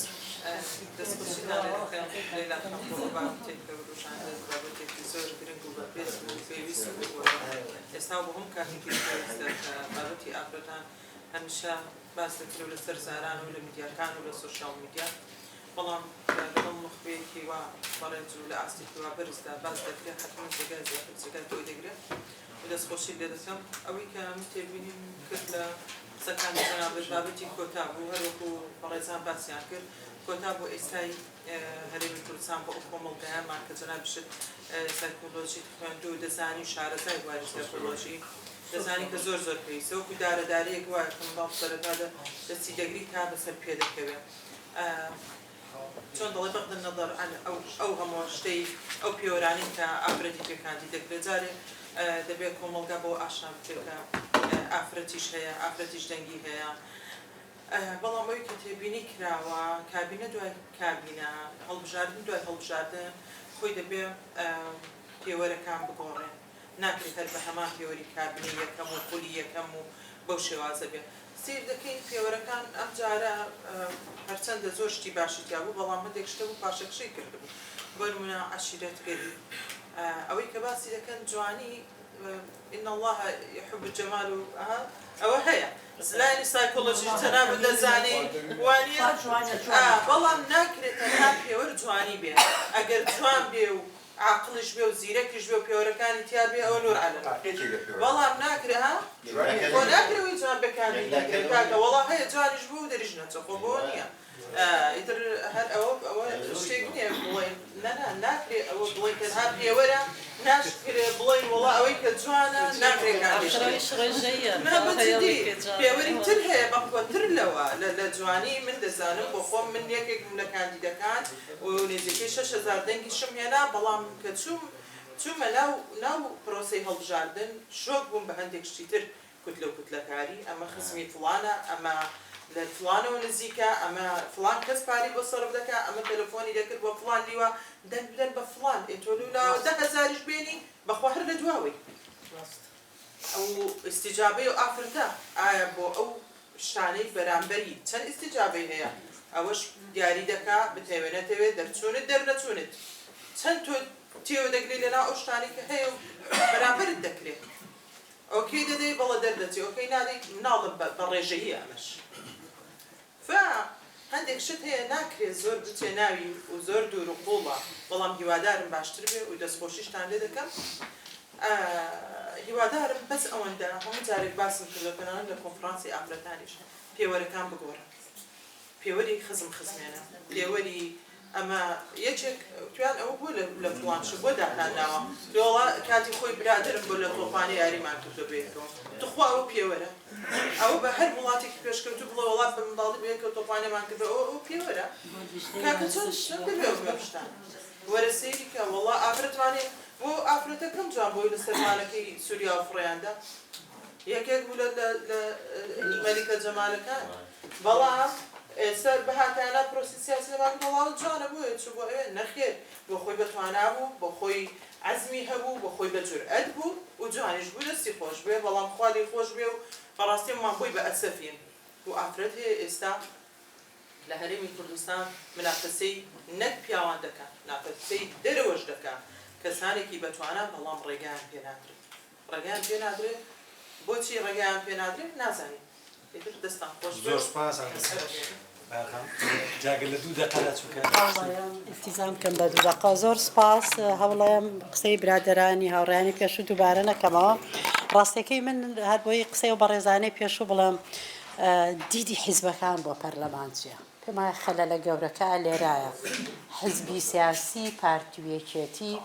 پەرلەمانیان بۆ چییە چۆن سەیرەکەن ئایا پەرلەمان جێگایەکە بۆ ئیدارەکردنی سراحی سیاسی لە کوردستان کە لە ناوی دەرچوونی یاسایە و چاودێری کرد هەموو ئەوانە چکەوە هەمووی سراحی سیاسیە ئایا ئەوە هەدەفیان ئەیانەیە پەرلەمان ئەو موئەسسەسە دامەزراوە گرنگە بێت کە ئەو ڕۆڵەی هەبێت یان ئەیانەیە بە کەیفی خۆیان بەکاری بێنن دایەخە ئاکتیڤی ناکەن زعیفە سەرۆکەکەی نایەتە ژوورەوە جێگرەکەی دەرەکەن نازان بە کەیفی خۆیان ئەم لابەنەوێن کەواتە لە ئەساسا زۆر بەداخەوە هێشتا هەرێمی کوردستان عقلێتی سیاسی لە هەرێمی کوردستان نەگەشتۆتەوە قەناعەتی کە پەرلەمان موەسسەسەیەکی پیرۆزی زۆر گرنگە بۆ کوردستان بۆ شەرعیەتدانی بۆ ئیدارەکردنی سراعی سیاسی بۆیە هیچ غەریب نەبێلاتە ڕەنگە لە دوو خولی داهاتوو هەمووی فوتبۆڵ بێ و تێنس بکات ئەگەر بەگوێی ئەوە بکاکە ئیدارێکە بۆ ئەوانە نەتیجەیە عنادی سیاسی زۆرتان مستحقی لە ساحەوە نەئەیەنی عنادە سیاسیەکەڵێ نەخێر ئەبێ وەکوت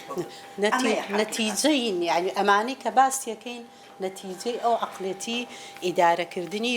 پەرلەمانە بۆیە پێوەرەکان چییە بن لەو کاتەیە دەنگی بۆ کۆکاتەوە عشایەرە ڕەنگەم شکڵە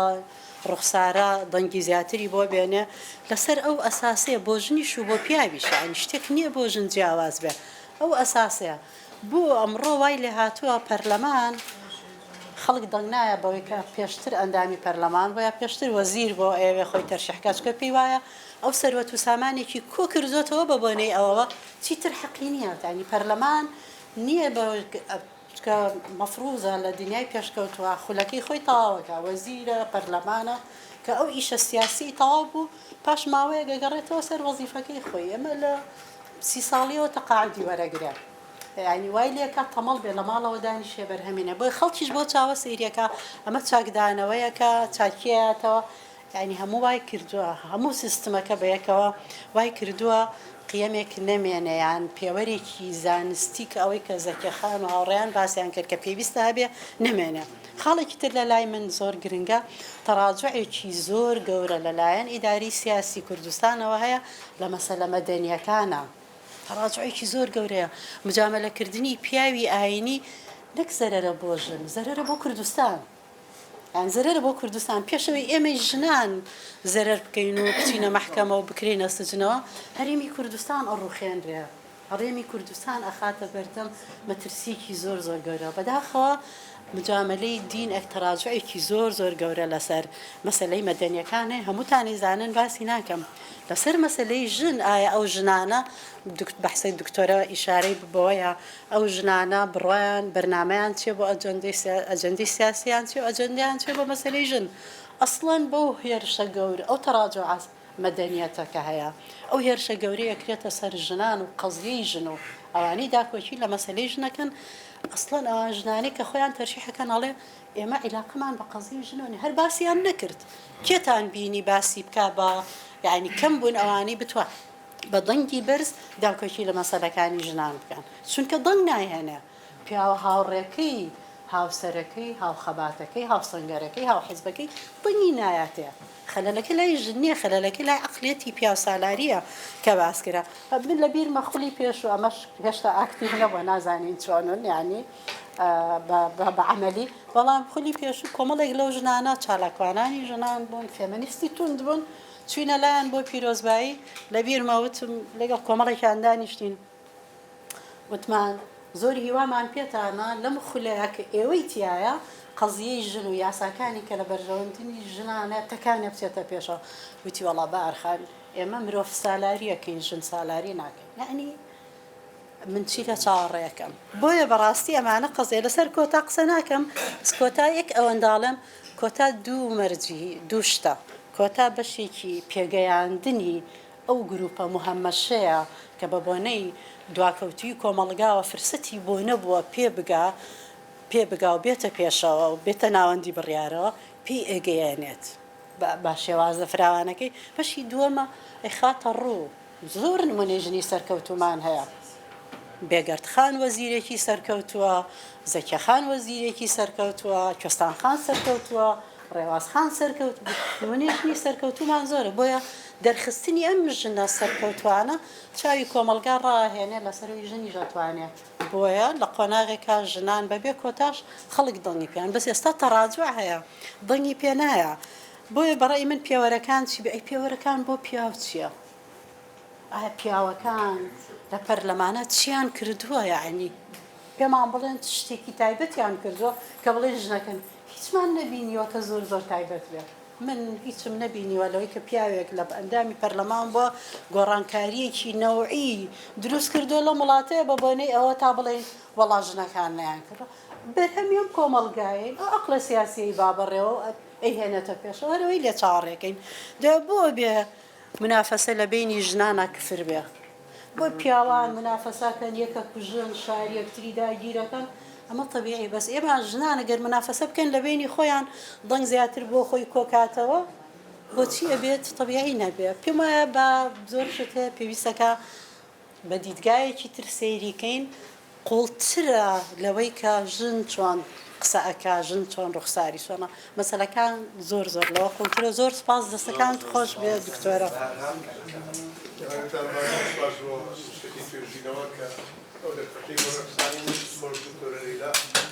ڕاستیە بابەتە پێویستە بە کۆمەڵی بابەتی تر کەواسی هەڵبژاردنێکی کۆمەڵی زانست لەو بوارە یەنە ناو کایەکە و ناو هذا مسألة سوسيولوجي سايكولوجي إدارة وأرقام وأحصائيات مسألة أفراد هەڵبژاردن کۆتای ئافرەت بابەتی بەشێکی تایبەتە لە پرۆسەیە بەڵام ئەگەر سەرنجبین ئێمە لە هەڵبژاردنەکانی ئەم جارەش و پێشووتر و پێشووتریش تاڕادەیە کە توان لەم سێ هەڵبژاردنە پاشە کشێوی لە بەشداری دەنگدەران ئەمە لە زیگەشی و شاری دەنگدەر نییە ئەمە بەبارێکە لە نائاگایی دەنگدەرە کە دەنگی ئەو کاریگەریە بێ بۆ سەر پرۆسەی سیاسی بەبارێکی شاد تۆرانی ئەو جەماوەرەیە کە کانەڵێن دەنگدەری کوردستانی جل لە هەر لایەک بن و سەر بەسەر ئێمە ئەم نیسبەیە ئەمان خاتە ژێر پرسیارەوە کۆی پرۆسەکە گرێتە ژێر پرسیارەوە کە نیسبەیەکی گەلێک زۆر لە سەدا 62 شتی وایە بەشداری دەکرد کە بەشداریی وایە لە بەرچاو نەبوو حتما پرۆسەی هەڵبژاردن بۆ خۆی بەلاڕیا ئەبیا بە شێوەی لە شێوەکانی تر جۆرێکی تر خۆی نیشانەیە بەڕۆی ئێمە ناتوانین ئەگەر ئامارێکی دەقیقمان لەبەردەستانە بێ بە تەواوی بڵێن ئەم پرۆسەیە تا چەند سەرکەوتوو بوو لە مەسەلەی کۆتا من پێم وایە هەربوونی کۆتا خۆی دەلالەت لە دواکەوتی کۆمەڵەکە بوونی کۆتا خۆی دەلالەتە لە دواکەوتی ئەم کۆمەڵەی ئێمە جا کۆمەڵەی ئێمە گەر بە قسەکانی عەلیوەرد پیشابچینەوە بە شێگووی لەو کۆمەڵی عێراقیە خۆ ئەمە شتێکی ئەوەی تازە نییە ئێمەش لەگەڵ 100 ساڵانە لەگەڵ عێراقا دەژین بەڵام کە کۆتا کرا بە شەرط بەسەر یاسای هەڵبژاردنی عێراقا لە کوردستانی بە نیسبەیەک لە ساڵ پێنجێک چۆن سەرۆز بۆ بوو بۆ ساسی ئەمە خۆی لە خۆیە شەرمێکی خستە بەردەم هەموو ئافرەتەکانیش ئەو ئافرەتانەی کە وشیار و زیرە بوو ئازادن بەڕاستی پیان وایە کە ئەمە وەکو مەکرەبەیەک ئەیاندرێتێ حەزەکە بە توانای خۆی دەرچێت پێشنیاری من بۆ ئەمە دەکرێت ئێمە لیستیکراوە بێداپرا بێت تەوان ئەوەتان لەبیر نەچێت لیستیکراوە سلبیاتی خۆیە و ئیجابیاتی خۆیە لیستی داخراوی سلبیاتی خۆیە ئیجابیاتی خۆی هەیە ئیجابیاتی لیستی داخرا ئەوەیە کە تۆ توانی لە ڕووی کوالیتی و کۆمەڵی خەڵک بقیتە پێشەنگی لیستەکە بە کوالیتی باش چ ئافرەت بێت پیاوێ ئەوی تر کە کراوەیە ئەکەوێتە سەر مەزاجی هەندێک ئاڕاستەی ڕای گشتی ئەمە تۆ ناتوانیت تۆ زۆر جار تەحەکومی لەسەر بێت ئەکرێت لیستی لە هەموو لیستەکانە دەرەنجامی انتخاباتەکە هەڵبژاردنەکە پیاوان بەو نیسبەیە دەرچن ئیتر تا هەفتاکە تەواو بێت لێرەشەوە لەناو هەموو لیستەکانە کام ئافرەتە یەکەم دەنگی هێناوە لە کام لیستە یەکەمی ئەو لە سەداسێ بێت و پێدا بێ خوارەوە ئەمە چارەسەرەکەی کە عەرزم کردی دەکرێت چارەسەر بێ دکتۆرە بەڵام ئەمەش بۆ خۆی لە خۆیدا جاری وا هەیە ئەو نیسبەیەمان نابێت شتەوەکو کە دکتۆر بارزان ئەو فەرمووی زۆر جار حەقی پیاوێشکە ئەخوا بەڵام ئەگەر لیستەکان یەک خرا بۆ مەسەلەی عەدل و فەرز ئەو حەقە شتێکی تر کە لەناو بۆ ئەساساتی ئێمە و حیزبی ئێمە و عەقلی ئێمە و کۆمەڵگەی ئێمە کە بەڕاستی ئیهمال کراوە مەسەلەی ڕێکخراوەکانی کۆمەڵگەی مەدەنیە ئەوها دەورێکی ئەساسی ئەمە ئەم لە پرۆسەی سیاسیە ئەم لە پرۆسەی ئەو علمەی جەناب اختصاصی جەنابەت کە اجتماعی سیاسی اجتماعی سیاسی علمێکە زانستێکە یا باڵێن حەقێکە باز لە پەیوەندی خەڵک و دەوڵەت و ئەحزاب و سیاسەت دەکات چۆن ئەمرایەڵە دروست دەبێت باشە ڕێکخراوەکانی کۆمەڵگەی مەدەنی چه سوودێکیانەیە ئەگەر تۆ ئیتیباریان پێ بێت ئەگەر تۆ هاوکاریان نەکەیت ئەگەر تەفعیل نەبن جا لەوەی کە ئێمە چەند ساڵە لە سەندیکاکانە خەباتی سەندیکاییمان فرامۆش کردووە کە ئەمە بۆ خۆی لە خۆیدا گێچی ینی ڤۆلیۆمێکە ئەتوانێت پێ بڵێ لە ئایندا لە پەرلەمانە چەند دەنگ هەیەی لە ئەڵمانیا کە شارەوانەکان ئەگەر نسبەی لە شارەوانەکان بیبەنەوە ئەو نسبە سیدی و ئەویترە دەزانێت لە پەرلەمان چەندێنێ بۆ لەوەندە شارەوانی بردوێتەوە ئێمە گەر تەرکیز دێنە سەر سندیگاکان انتخاباتی سندیگاکان کاکە سندیگا مامۆستایان یەکێتی مامۆستایان ئەگەر تۆ زۆرینەی مامۆستایانت بردەوە یان ئەطبا بردەوە یان کرێکارانە بردەوە یا پارێزەرانە بردەوە بە دڵنیایەوە تۆ لە پەرلەمانە ڕێژی باش کورسیێنی ئێمە ئیتیمامان بەم خەباتە نێوە درۆڵی ئافرەت لێرە شاتوانین بەرز بنرخێنین درۆڵی ئافرەت لێرە شات دەرەکەوێت دواتر ئێمە پرۆسەیەک هەیە پێڵێن سماعی کاندید من خۆم لە بواری ڕژان ناکارم کرد بۆ زۆر برایانە لێرە پشتولانە ئەزانن دەتوانم یەکێکم لە مؤسسینی دەستگای ڕژانی پارتی 5 کەس ویندامان مەزران و ئیشم تیا کردووە لە ئەلفی هەتا یایی ئەوەی کە من پرۆژەی جوانترین پرۆژە ماوە بە سەرکردایەتی خۆم فەرامۆشی کردو شتێک هەیە پێڵێن سماعی کاندید جوان نییە کاندیدەکە تەزمیر هەیە ئەگەر مستەوای باش نییە مستەوای باشەکەی تۆ لە 4 ساڵە لەبینی دو انتخاباتان نەتوانی کۆمەڵێک کاندید دروستکەی تۆ حیزب بیت ئەسا تۆ حیزب بیت یعنی ئێمە بەس کاندید بەوە دروستکەین کە بچێتە پەرلەمان و ئەڵێ 4 ساڵ پێ قسەی پێوتێ و تەزبیحەیی چێ دەستێڵی بردووە تەزبیحەیی ئەمە پیاوەکان من ڕێزڵێ بۆ ئافرەتەکان زۆربیان ڕۆڵیان باش بوو چکە لەم کۆمەڵگەیە ئافرەت بتوانێت دوو شش بڵێ ینی ڕۆڵی باشە سپاسە شتر زۆر باکات بس تخاف دو دقيقة تينا بريش والله کەسی تیزانە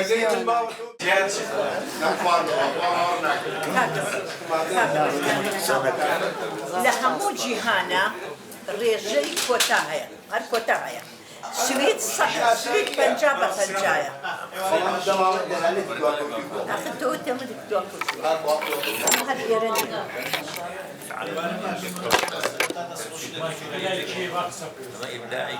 وەڵا زەرەرەکەن لای منە ئەوە نییە دووبارەیەکەوە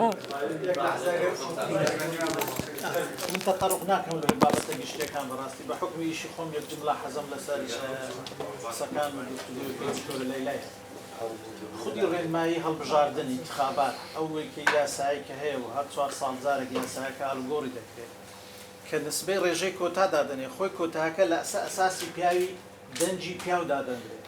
مثلا أجر دو بياو درنتسن أفرادي سهم درنتس أوتوماتيكية كوايا ئەو بیرکردنەوەی هەڵەیە تو بیر دەکەوێت کە ئافرەت پاشکۆی پیاوە خۆی ئۆتۆماتیکیان هەر لیستێک ئەگەر 6 پیاوی دەرنەچی 3 ئافرەت بەسە ناکرێت هەموو کاتێکیش مەسەلەن ئەو ئافرەتانەی کە بەسەر کەتینە بەسەر دەنجی پیاوەکان بەسەر کەتینە پیاوەکان دەنجیان زۆر زیاتری نایە و ئەو ئافرەتانە چوونە شوێنی پیاوەکان ئەو بابەتێکە بابەتی دووەم بە حکمی ئیشەکە زۆربەی پرسیار لە ئافرەتان کرایە کە دەنگ بەچێ دەدێت ئافرەت خودی ئافرەت دەنگ بە پیاو دەدا هەموو ئافرەتەکان نسبەتی زۆری دەنگ بە پیاوان دەدەن و ئافرەتان بۆ ئەو گلەیە لە خۆتان ناکەن مەسەلەن بۆ منی پیاو بتوانم قەنەعەت بە ئافرەتەکەی خێزانی خۆم بکەم دەنگ بە پیاوەک بدا ئافرەتەکە خۆی ناتوانێت قەنەعەت بە پیاوەکەی خۆی بینی دەنگ بە ئافرەتێک بدا وەکو ڕێژەی دەنگدان دکتۆرە لەیلا دەنجی ژن و پیاو لە هەرێمی کوردستان یەکسانە ئەگەر فەرقیشی هەبی تۆزێک فەرقی زۆری فەرق نییە ئەگەر 1 ملیۆن دەنگدەر لە کوردستانەوی 500,000 دەنگدەری ئافرەتە ئایا ئەو 500,000 ئافرەتە چەند توانیتیان ئافرەت سەر بخەن خاڵش کە بەڕاستی زۆر گلەی لە مەسەلەی لیستی حزبەکان کرا باوەڕ بکەن لە ناوەندی حزبیەکان ئەوانەی کە لە کاری حزبی ئیش دەکەن هەمیشە لیستی حزبەکان کێشەیان لە دەستنیشانکردنی ئافرەت بووە ئەگەر پێویستیان بە دوو پیاو هەبوو بێت ئافرەت 10 پیاو هەبوو مڕەشەح بووە بەڵام ئەگەر پێویستیان بە دوو ئافرەتێ هەبی مڕەشەحیکەن یەک ئافرەت هەبووە هەمیشە ئافرەت خۆی نایەتە پێش ئەگەنا بە لیستی حزبەکان بی هەموو حزبەکان بەبێت جیاوازی حەز دەکەن ئافرەت بێتە پێش حەز دەکەن ئافرەت دەربچی و زۆریش بێتە پێش بەڵام هەم ئافرەتان خۆیان هۆکارن هەمیش ئەو تەڕاجوعای بوارە عیلمیەکە زانستیەکە کە هەیە هۆکارێکە یەک نمونەتان لۆ دەینەوە لە لیستی حزبەکان لە دەورەیەکی پەرلەمانی سێ بەڕێزی دکتۆری بەڕێزی زۆر باش لە هەر بوارەشی دەستنیشان کرد کاندیدی کردن کەمترین دەنجیان هینا دکتۆرە بەڕێزان خۆ کەسی زۆر باشیش بوو ئایا ئێمە پیاوەکانیش نەکەر ئافرەتە کۆمەلگامان خوێندێتەوە چێ دەنگ دەرە دەنگدەر ئێستا لە ناوەندی بارەگا حزبەکان نەماوە ها دوو دەورەی پەرلەمانیە هیچ کادرێکی باشی هیچ حزبێک دەرناچی هیچ پێشمەرگەیەکی دێرین دەرناچی هیچ کادرێکی باش دەرناچی لە حزبەکان ئەوی کە دەردەچی بەندبێژە ئەو بەندبێژە خۆ کۆمەلگا دەنجی پێدا خۆ شەهادەی بەرزشی نییە خۆ حزبیش نییە خۆ دەوڵەمەندیش نییە بەڵام دوو دەورەی پەرلەمانی کە ئێستا هەیە یەک واقع خۆی زاڵ کردیا باسی عشیرەت دەکەن عشیرەتی گەورەی هەولێرێ کاندیدێ بۆ 15,000 دەنجی عشیرەتە گسکەکانیش باویان نەمایە ئێستا هۆزەکان دەوریان هەیە لەناو هۆزەکانیش دەوڵەمەندیش باوی نەمایە دەبی کەسایەتی سەرمایەدار بی خۆ ئێمە لیستمان هەبوو کەسێک مڕەشەح بوو ئەو جارە لە هەموو تەمەنی خۆی حزبی نەبووە لە هەموو تەمەنی خۆی سەری بە هیچ بارەگاشیش حزبێکدان نەکرد بەڵام سەرمایەدارە کاندیدی دەکات دەریش دەچێت و نەشاتە هیچ بارەگایکی حزبی داوای دەنگ بکە سەری لە هیچ کەسێکیش نەدا دەریش چوو گلەیی لە خۆمان بکەین ئەوی نەوارە ئەوی ڕۆشنبیرە ئەوی ئوستازە ئەوی ئافرەتە ئەوی پیاوە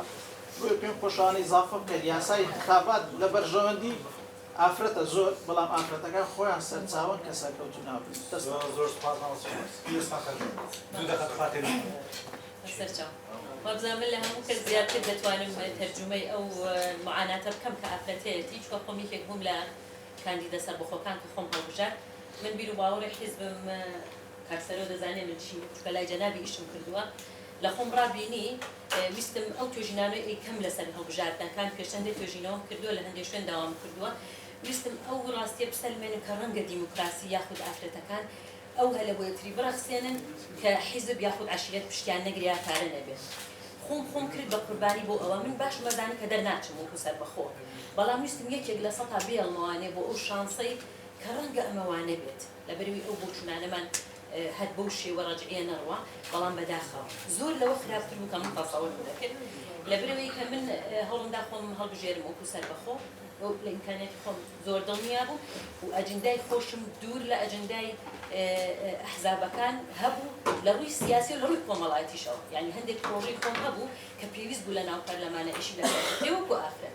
بەڵام بەداخەوە ڕێکخراوی مەدەنیەکان هەر کە تۆ چووتە هەندێک دانیشتنەوانە کە لە بدایەت پیانێکی بووی کە پێت بڵێن چۆن خۆت ئامادەکەی ئەوانە پێشەوە شتێک پشتی ئافرەتی حیزبەکانیان دەگرت و ئافرەتی حیزبەکانیش بەداخەوە هیچیان لەگەڵ یەکا کۆک نەبوون کە دەهاتن دانیشتن بەسەندی حیزبەکان یەک لێرە دانیشێکە چولە لا دانیش ئەبۆ ڕەفیقی من بەس نەدە بۆ ڕەفیقی هاوڕێکەی خۆی لە سەرویستەکەی خۆی ئەوەی شیکە هات وەکو دکتۆرە وتی ڕێکەوتنێکی ژێربەژێر هەبوو بۆ ئەو کەسە دەرەچێ خێرا لێوت من دەرەچم ینی لە 100 ملیۆن یعنی دڵنیا بوو لەوەی کە دەرەچێ ئەمە یەک لە معانەتەکان هەبوو دووەمیش لە ڕووی پارەوە یعنی بەڕاستی بە هیچ شێوەیە تۆ ناتوانی مناقەسەی حیزب بکەیت لە ڕووی پارەوەکەی ڕێژیە حتا بازار و جێی تەبعیشی بە هەژمونی خۆی گرتبوو یعنی من هەتا بۆ هەڵبژاردنەکە و بۆ بانگەشەوە ئەوە من لە ڕێخی عیلاقات و هاوڕێی خۆمەوە توانیمە هەندێک شت بکەم ڕێگەم نەبوو بیکەم وەکو سەربەخۆ بۆیە من داوا لە هەموو بەڕێزانە دەکەم کە دەڵێ من ئەندامی پەرلەمان بوومە پێشتر بەخوای کەس مستەوای نییە تکاتان لێ دەکەم ناوەندێکی ڕۆشنبیری سەربەخۆی ئافرەکان دابنێت بۆ ئەوەی ئەو هەڵانەی کە ئێوە بینیوتانە یەکێک لەوانەی کە خۆم لە کاتی کاندیدکردن ئەوەی کە گەیشتووە لە پەرلەمان ئیش بکەن لەسەر ئەوەی کە وەختی هەڵبژاردن دەبێت ئێستا ئیستفادەی نییە هیچ سوودێکی بۆ ئێمە نییە چونکە تازە مجموعەیەک دەرچوون کە بە بیر و بۆچوونی هەندێک کە هەر مستەوایان نییە نە لە ڕووی زمانەوانی نە لە ڕووی نوتقەوانێ نە لە ڕووی باگراوندی سیاسیەوانێ لە ڕووی باگراوندی پاراستنی ئافرەتەوە ئێوە ئێستا ئیشیشی لەسەر بکەن هیچ ئیستفادەی نییە چونکە تۆ تا دەگەیتە بانگەشەیەکی تر زۆر شتی تر معیاری تر یەتە پێشەوانە کە ڕێگری لە تۆ کاتۆ ئیشیان لەسەرکەی وەرن ئێستا لە ئێستاوە ئیش بکەن لە ئێستاوە ئیش بکەن بۆ هەڵبژاردنێکی تر خۆکایی سیاسی بەس هەڵبژاردن نییە کای سیاسی زۆر شتی ترە یعنی هەموو یەکێ لە جگەی خۆیەوە دەتوانێت ئەو شتانەی کە تایە بەدی کردو حەزەکە ئەگەر ڕاست حەزەکەین ئێمە ئافرەتێکی تریش بەسەر پێ بۆ ئەوی ئافرەت بەسەرکەوێت ئێمە دەتوانین ئیشی لەگەڵا بکەین ئێمە دەتوانین ڕێنمایی بکەین دەتوانین هەندێک شتی پێ بڵێن یعنی من یەکێک بووم لەوانەیە کە خۆم چونکە باگراوندم لە حیزبی ترە زۆر کەس هاتن پیانەتم فیلۆز بەدڵ زانم تۆ مستەوات تێ بدڵ زانم تۆ دەرەچی بەس ناتوانم دەنگم بەداخەوە ناتوانم من داوەتان لێکم یعنی پێشنیاری تریش هەبێ ئەو ئافرەتان و ڕێکخراوانە ڕێکخراوی مەدەنی بۆچی ئافرەتی سەربەخۆ نەچێتە سەر لیستی کۆتاکە لە سەرانسەری عێراق دەنبێنێ من لە منتەدای سیاسی بووم زیاتر لە 200,000 کردناوی بۆ دەناردن دەیگو فینۆز من نەتوانم دەنێت بەمێ لە بەسڕا بوو لە بەغا بوو لە موسەلا بوو لە ئەنبار بوو لەمە بەداخەوە ناتوانانی بەس لە بازنەی من یعنی مە بەسمە گەر ئێمە دەمانێت کار بۆ ئافرەت بکەین ئێمە دەتوانین زۆر بەجددی بۆ بکەین زۆر یاسا پشتیوانیکەین یەکێک لەوانەیە کە منەویست بچ ئەگەر کوردستان بگاتە پەرلەمان چ عێراق بچ کوردستان بۆ دەبێ یاسایەکی بۆ دانی ڕاستە با کۆتایی مەسیح لێرەوە حتا ئەو پەڕی عێراق هەتا بەسڕا حەقی فاو دەنگی هەموو دەنگی بەنێ بەس ئافرەتێکی سەربەخۆ دەبا من منافسی حیزبێکی گەورە بکردایە دەبا بەقەدەر حیزبێکی گەورە دەنگ بێنم ئەوە شتێکی زۆر خەیاڵیە وایە نا و بجگە لەوەشی وەختی بانگەشەکە يعني لە هیچ شتێکە هاوکاری من نکراوە وەکو ئافرەت هیچ کەسێک یعنی دانام بۆ هێناوە بۆ منووسیوە کاتێ دەکەم بەڕێز توانیات کاتێ دەکەم بەڕێز دەستگار بەسەر من سەربەخۆ خۆم هەڵبژاردن ئیمکانیاتم هەیە بەس پێویستم بە ئامۆژگاری تۆیە بە منوتە دوای دەچینم يعني کەی دوایی ئەگەر دەرچووم دەمبینێ بەس ئەگەر دەرنەچوو نەمبینێ يعني تێگەن لە مەبەستم چییە يعني زۆر شت هەیە زۆر پێشنیار هەیە دەتوانێت بیتە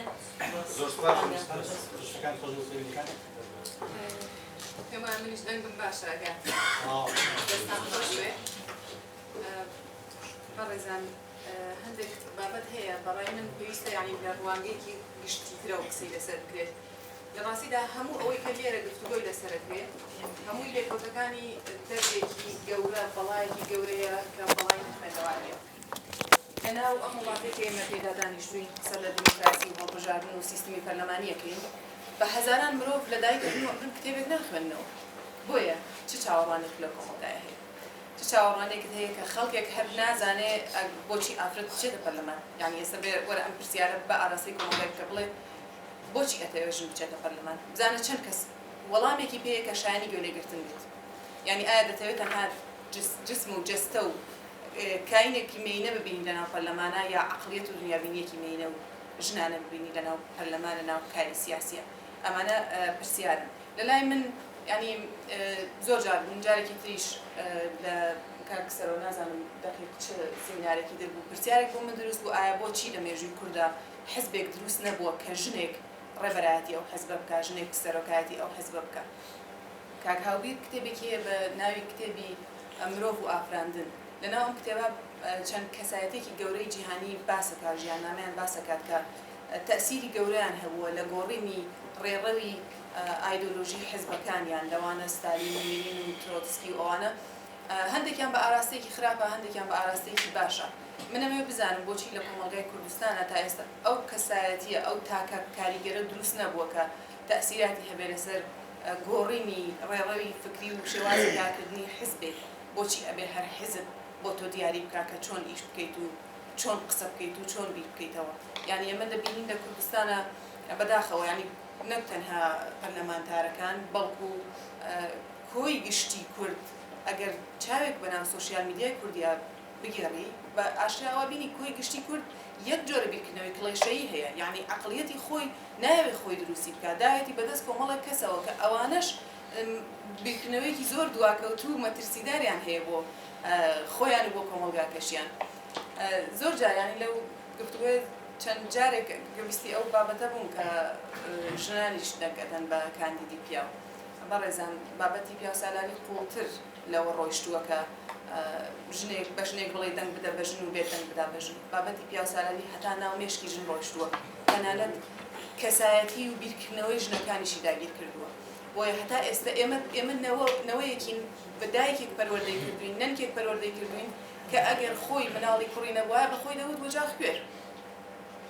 باشە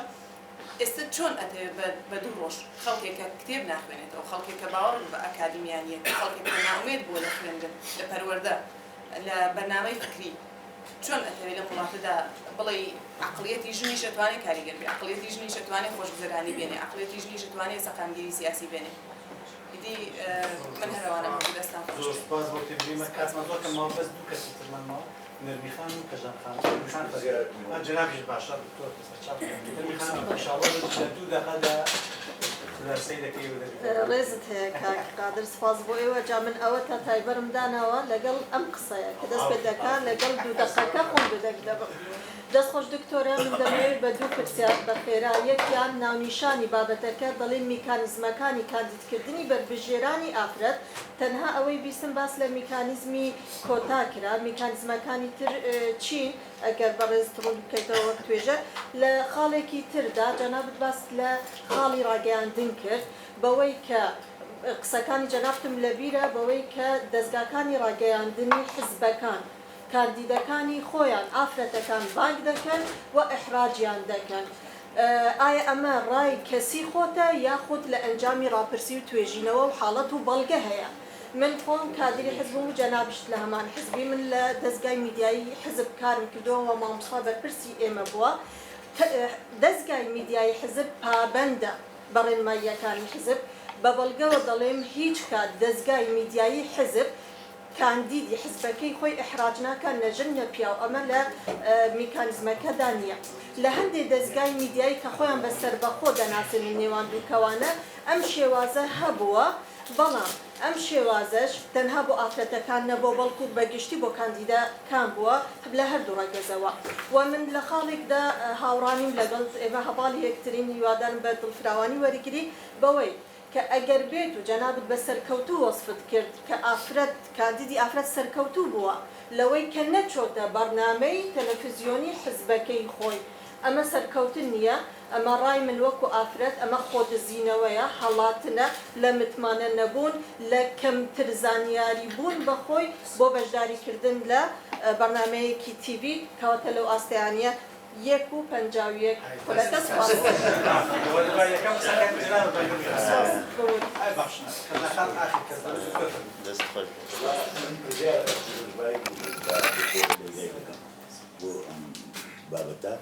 بەڵام پرسیارەکەی منە ئایا مەزەنەوە لەو هەردووکمان لە یەک حیزبین ئایا حیزبەکەی ما خەڵک لەسەر ئەساسی ئافرەتەکان لەسەر ئەو ئەساسی تەرشیح ناکە یان کاندید ناکە کە شارەزایی لە بەرنامە و ستراتیژیەتی حیزبەکەی خۆی هەبیتن دەربارەی ئافرەتە ئەو پرسیارەکە. زۆر سپاس و پرسیار بۆ داخلەوە کەشافانە فەرمایید.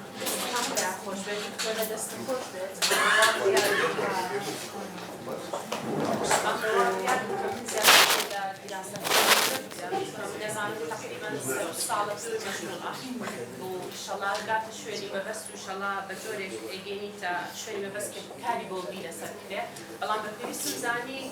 ختامك ياخذ لي كوتا مسكر من بملسر كان خالي بس أنا جا كم تلا دقيقة إن شاء الله يعني شروس أقلامك برزان لقال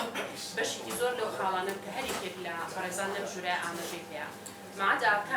أكينا بويتك أوستينوا كاتبيني بابتي برسي بجداري أفراد لا سرجم كأنا وبتعرفيش كاتب بس برسي سياسي وباسي بابتي بابشار مثلا بتشوف بكرة ولا بابتي كيزور جزئي كباسي جواني جوان كاري بكرة هستكم لبيا بيرسا راوسين فراسة أما بهدو رجسية لكاتب بابشار مكان متنيا بو أفردنيا أجل بابتي جوان كاري بي أو موضوع كتير أجل بابتي جواني بيت أو هدو رجسكرت هو كشتريش هبو غرام وقول إسا زور شايعنا وياخذ لي دايما كبرزينة وابو إسا برلمان قلا هدو رجس هم كسي نورمال زور أسايتيا هم كسي جواني شيتيا كا إتر جواني كخواب يبغشي بيت ياخذ جوان كاري كبير والله ما ماشي ما بيرجع برزان سقفي توقعات بو أفرد لأستكي زور برسايا أما وايد كردوكا أفرد ترسي هبي ستريسي هبي لوي كان بشداري بكار بلمونا إما خاتوني زور باش من هي لنا برلمان الأحزاب الجاوزة كانك أمودي رابطو هرچنا أكتيفني برلمان بلام لدوراتي جاوزة إما دائما لقل برلمان كانت لسرجم أحزاب السياسية كانوا أوبوزيون بشداري دورات خولي جاوزين وبروجي جاوزين باش يكزور له أفرتانا لدروي مولكان كسي باش كسي زيرة كان بابتي عم بيا أتوان بشداري كان بلام كاتك يتناو مجلسة كانوا جرأتي بشداري في الدنيا نيا أي جو دارتو بابتي كيتوش درشو بابتي بروردتنا بلام لا ما كاتا لبر أو رجي أفرد رجيكي كما تركيزك تشاوكان زور زيادة لسري كاتك أفرد قصاقات تقريبا زور بزور جورك يجولي يقرأت بلام كاتك كبكاي كبارس قصاقات كم تر أو تركيزي لسري أما واقعات أفرد ستريس بيت يعني لبروي كأيوة ببرفكتي تركيت أما طبيعتي أفرد لهم روي كوا بشكل زور مطلقين اللي هيك القصاقات ما أيوة ببرفكتي تركيت أما واقعات كتو ستريس يبيت أجر زور تأكيد نبيت باشات باش دارينا كات أما اللي شو كتيرين بابتو بيلا بو برسترين أستي باش داري كيكشوني سياسي باجي هنا كاني زور بكرسيات إما تأكيدم هەمووتان لەواچە شایەتی ئەوە بن کاتێک کە بەڕێزێک پیاوێک لە هەر ئۆرگانێکە کار بکات ئەگەر جارێک هەڵی کرد دوو جار هەڵی کرد سێ جار هەڵی کرد تەنانەت کۆمەلگاش ڕەحمی پێکات چانسی دیری ئەیرێتێ بەڵام ئافرەت نە جارێک هەڵی کرد یا شانسی هەبێت زۆر بە شانس بێت جارێکی تر چانسێکی تری بیرێتێ دواتر هەمومان ئینسانی لەواچێت هەریکێکمان لە مەراحلی جیاوازە هەڵی جۆراجۆریشکەین بەڵام باجی ئافرەت کاتێ باجی هەڵەکانی زۆر بە قورسترەیە یەک خاڵی تر کە من ناکەم دکتۆرە نازانم ئەمە چێتە ناو توێژینەوەکەی جەنابتۆ یان نا بەڵام چاوێکی پیا بخشێنیتەوە لێک شتا کاتێک بە تایبەتی و بەڕێزانی کە پێشتر تەجروبەی ناو پەرلەمانیان هەبووە شایەتی ئەوایەن ئەحزابە سیاسیەکان کوتلەکان دیاری ئەکەن بە شێوەیەکی مطلق نا بەڵام بە شێوەیەکی زۆر دیار کێ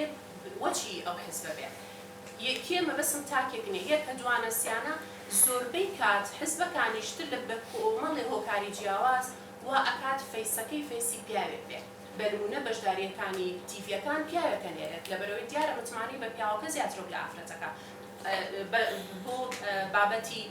وەفدەکان و کۆمەڵێک بابەتی تر کە زیاتر دەرئەکرێت وەکو لە دیوی دەرەوە لەسەر ستەیجە عامەکان زیاتر پیاوان بەشداری پێەکەن ئەمە پەیوەندی بە تاقۆ توانای ئافرەتەوە نییە بەڵکو ئەمە پەیوەندی بە متمانەی حزبە سیاسیەکان هەیە و ئایا مەسەلەکە متمانەی یاخود بابەتەکە دیسانەوە گەڕێتەوە بۆی لە ئاسێکی قیادیە یاخود لە ئاسی بڕیاردانا بە مێنتاڵەتێکی پیا و سالاری دیسان و بڕیار بن وشیان بابەتێکی ترە دەستی هەموو لای خۆش بێت زۆر سپاس کەژان خان کە خۆشیێندانی پەرلەمانی خولەی پەرلەمانی کوردستان بۆ دەوڵەمەندکردنی بابەتەکە من بە کورتی ئینشاڵڵا ئەو خاڵانەی دەستیشانم کردێ لەبیر ناکەم لە کەژانخانی دەست پێ دەکەم لە خاڵە لە ئاخر کەس هەتا ئەوەی کە زیاتر لە بیرمە مەسلەی ئەوەی کە جەنابەت باسی کرد مەسلەی جوانی ڕاستەوخۆ پەیوەستە یعنی محموود دەزانین بەو ژینگە کۆمەڵایەتێ پیا و سالاریەی کە هەبووە ئەوە واقعەکە هەیە لە ژینگەی سیاسی بەڵام تا چەند گەشە دەکات تا چەند ئافرەتان دەتوانن بەرامبەری بوەستنەوە بڵێن کە ئێمە شتێک زیاترین لەوەی کە پیاوان چاوەڕوانیان لێ هەیە ئەو دەمێنێتەوە سەر توانایی ئافرەتەکان بۆ گۆڕینی ئەو ژینگەیە چکە احتمالێ مەسەلەکە زۆر جار لاشعوریەن بەو ئاراستەیە دەڕواتن مەسلەی ڕخساندنی دەرفەتەوەی کە جەنابەت باسیوەت کە زۆر جار لەناو بەتایبەت پەرلەمان پیاوەکان دەبن وێنای دەبنە وێنە حزبەکان واوان وتەبێژ دەبن یان قسە دەکەن قسەکەری حزبەکان دەبن ئەو تەجروبەی خۆم سیاسی من وای دەبینم کە هیچ شتێک لە بەرنامەی حزبە سیاسیەکان نییە بەو ئاراستەیە ینی جیاوازیەک نییە لە نێوان ئەوەی کە تۆ کادری ئافرەتی یان لەناو ئەو حزبەی وەکو ئافرەت ئەو مافەت نییە و حەقت نییە ڕێگری لێ بکرێ دیسانەوە دەگرێتەوە سەر مەسەلەی منطقی پیاو سالاری ئەو خۆ بەڕاستی ئەوانەی کە لە پەرلەمان بوونە دەزانن مەسەلەی ململانێ تەنیا لە کاتی دەرچوونی پەرلەمانتارەکان تەواو نابی بەعکسەوە لە ناو خودی پەرلەمانیش لەسەرەوەی ئیشەکان چۆن دابش دەبی چێ بەرپرسی لێژنەیەک دەبی چێ مەسە ئەو ململانەیە بەردەوامە لە حاڵەتە چی تەبیعیە و ململانەیە هەبی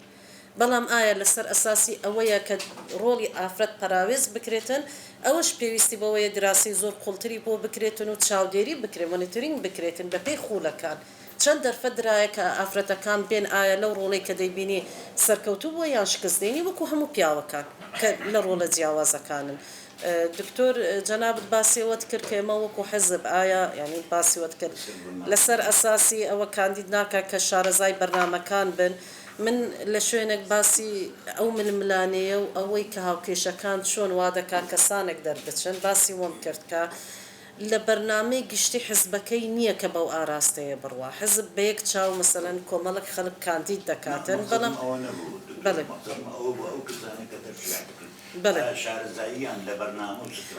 بەڵێ دکتۆر دەزانی مەسەلەکە چۆنە خۆی ئەو پرۆسەی دەستنیشانکردنی کادرەکان ئەوانەی کە لە ناو حزبن دەزانن پرۆسەیەکی ئالۆزە مراحلی جیاوازی هەیە ئەو کەسێک کە سیڤیەکەی تەقدیم دەکات تا دەگاتە سەرێ مەسەر کۆمەڵک شروعی تێدایە دێتە سەرێ و ئەو شروتانە لەوانەیە لەو کەسە هەبیتن بەڵام ئایا ینی تەواو بەپێی ئەو شروتانە مەسەلەن لەو کەسە هەیەکەوەی کە بانگشەی لە بۆ دەکاتن ئایا دەتوانی پەرەی پێ بدا ئایا حزب دەتوانی ئەوەی کە دەوڵەمەند بکە بە بەرنامەی حزبەکەی چکە ئەمە لێرە کاک ڕزگار بوو باسی کرد مەسەلەی دروستکردنی کاندید بەڕاستی و پرۆسەیەکی درێژخایەنە کێشەکەەوەی ئێمە لە ماوەی زۆر کەم دەمانەوێت ئەوە بکەین ینی لە ماوەی کەمە کاندیدەکان دیاری دەکەی بڵێ و ناتوانانی تەواوە کەسانە پێ بگەینی بەپێی بەرنامەی حزبەکە نازانم ئەگەر توانی بوتیم وڵامی جەنابەت بدەمەوە نەرمین خان باسی من لە میکانیزمەکان باسم کرد گوتم یەکێک مەسەلەن کۆتاوە هەیە ئەو میکانیزمەیە دیاری دەکات بەڵام ئەو میکانیزمانێتی یان ئەو کارکتەرە فاکتەرانەیەتی کە کاریگەرە حزب گوتم کە کاریگەری زۆرە وەکو میکانیزم بێک لە بۆ دەستنیشانکردن و ئەوەی کە لەو چەند هەڵبژاردنەی دوایی زیاتر سەری هەڵدایە زۆر بەهێز بۆ مەسەلەی حەشیرەتە کە کاریگەری زۆری هەبوو لەسەر ئەو خەریتەیە من باسی بە تەنیا ڕاگەیاندنی حزبەکانم نەکرد من گوتم ڕاگەیاندنە ڕسمیەکان و سۆشیال میدیا لە ڕاگەیاندنە ڕسمیەکان بە دڵنیاییەوە تۆ کە باسی ڕاگەیاندنی حزبی دەکەی وەکو ئاراستەی حزبی بەرنامە ئەوە نییە کە کاندیدی خۆت بشتێنێەوە بەڵام ئایا ئەو بەرنمەیە کە دارێژراوە من باسی ڕاگەیاندنە ڕسمیەکانم کرد بەو شێوازەیە کە هاوکار بێتن بۆ ئەوەیەوە ئافرەتە بتوانیتن پەیامی خۆی بگەینی ئەوە بە هەندێک مەسائلی دیشەوە بەسترایتەوە بۆ وێنایە کە ئێمە بۆ پەرلەمانتارمان دروست کردیە لە هەرێم ئەو وێنایە خراپەی کە هەیتی و لە ناویان زۆر بە خراپتر سەیری ئافرەتیش دەکرێتن هەموو ئەوانە گرێدراوی یەکترینە مەسەلەی ئەوەی کە پێ وایە هاوڕانی لەگەرەوەی کاندیدەکان لە بە خەتای خۆیانەکە نەچوینە بەرنامەی ئەوە طبعاً من گوتم ئەو جارە ئەوەی کە من لە کاندیدەکانم بینی بەوانەی دەرچوون و دەرنەچوون زیرەکایەتێکی زۆرتریان هەبوو هۆشیاریەکی زۆرتریان هەبوو لە مەسەلەی بانگەشە کەمپێنی هەڵبژاردن ئەوان دیراسەی انتخاباتی پێشویان کردبوو دەیانزانی هەموو ئەو ئافرەتانەی کە چوینە خۆیان خستیتە بەڕاگەیاندن بە باش و ینی مستەوای بەرز و یان زۆر بەرز نەبووبی بە یەک چاو بە یەک ئەندازە لە ناو کۆمەلگا دژایەتی کراینە ئاراستە کرایە بەو شێوازە واقعەکە وا بووە بۆیە ئەو ئافرەتانە ئەگەر ئەم تەسەوری خۆم یعنی بەوەی کە ڕێی وان نەک ڕێی من ئەوە هۆکارێک بووە کە نەیانتوانیەوە لەگەر ئەو دژایەتی کە لە ئاستەی خواردتر لە حزب مەسەڵەن دژایەتی کراینا هەمووەوە وا بۆ کە ترسانی لەوەی کە بچنە بەرنامەک و لەوێ ڕێگای خۆش بکرێت لە بەوەی تەشیریان پێ بکرێت لە بەوەی بەلاڕێدا ببردرێ و قسەیە دەکات طبعا فەقری معرفیش زۆر تاسیری هەیە تۆ ئەگەر مەسەڵەن ئەوەی کە باسم کردێکێک لەو خاڵانە هیچ ڕۆیایەکی سیاسی نەبی لە معادلاتی سیاسی بەو ئالۆزیە کە لە کوردستان هەیە تێنەگەی حتمما لە شوێنێک تووشی خەلەل دەبێ وانە بەرنامانە بەرنامە هەبوو پرسیاریان لە ئافرەت پرسیاریش دەکەن نیان دەتوانین جواب وەکو تەڵەوە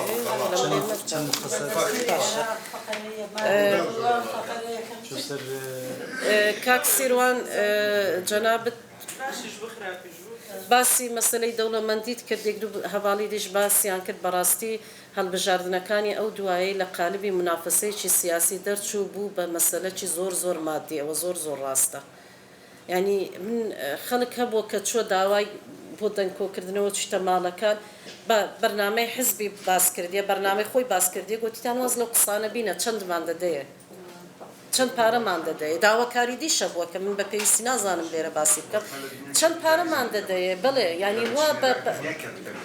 پرۆسەکە وای لێ هات بەداخەوە جا چێ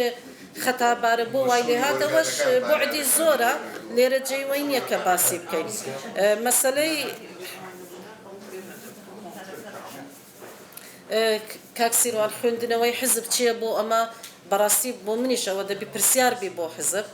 بۆ وایە ڕاستە مەسەڵەن کادری حزب بۆ دەرناچی دەبێت پرسیاربی خەڵکەکی تێدایە زۆر بە ئەزمونە تەجروبەی ئیشی سیاسی هەیە ینی ئەو جەوە سیاسی دیتیە لە ناو ململانەیەکان بووە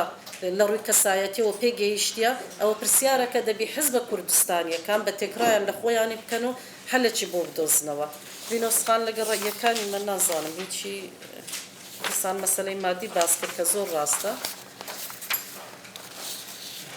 ئەوەی سناعی کاندید کات ڕزگار زۆر ڕاستە من پێم وایە پرۆسەرکە لە نێوان دوو هەڵبژاردن پێویستە حزبەکان کە مجموعەتی دیاریکرا و زۆرتر لەوەی کە لە دەڕێژە دەردەچی دیاریان بکەن و ئیشیان لەسەر بکەن.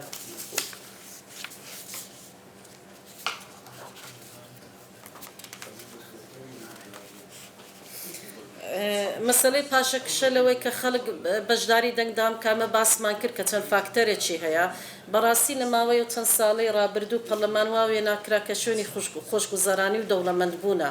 ئەنی لە هەر شوێنێک باسی گەندەڵی کرا باسەوەی کرا بە سیستەماتیکی ئیش ناکرێتن پەرلەمان بەرجەستە کرا ئەمە هۆکارێک بوو کە ئەو متمانەی بە پەرلەمان نەمینێتن بە چاوێکی زۆر خراپ سەیری کاری پەرلەمانتاری بکرێتن ئەوە هۆکارەکە لەگەر نەمانی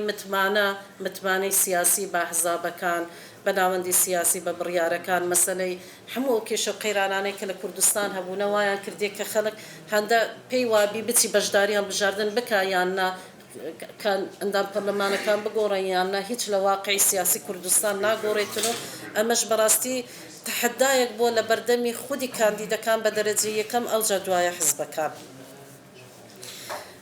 بەنسبەت کۆتا بەڕاستی کۆتا من باسی وەم کرد جیاکاریەکی پۆزیتیڤە بە قەناعەتی خۆشم وایە ئەگەر کۆتا نەمینێتن ئەو ڕێژەیە ئافرەتە نەتوانن بچنە پەرلەمان. ئایا ئەو ڕێژەیە لەسەر حیسابی پیاوانە ئەمە بۆ یەک شت دەگەڕێتەوە چکە ڕێژەی سابتە ڕێژەی دەزانی ڕێژەی پەیوەندی بە معادلاتی حزبەکانیشەوە هەیە تۆ خەڵکی لاواز بچیان بەهێز بچی ڕێژەکە کە ئەحزابەکانە ئەو ڕێژەی کە کۆتایە ئافرەت دەچیتن کە ئیش لە بۆ ئافرەت نەکرێت دەنگی پێویست بینیتن بە دڵنیاییەوە پەرە بەو تێگەیشتنە دەدرێتن کە ئافرەت لەسەر حسابی پیاوەکە چووە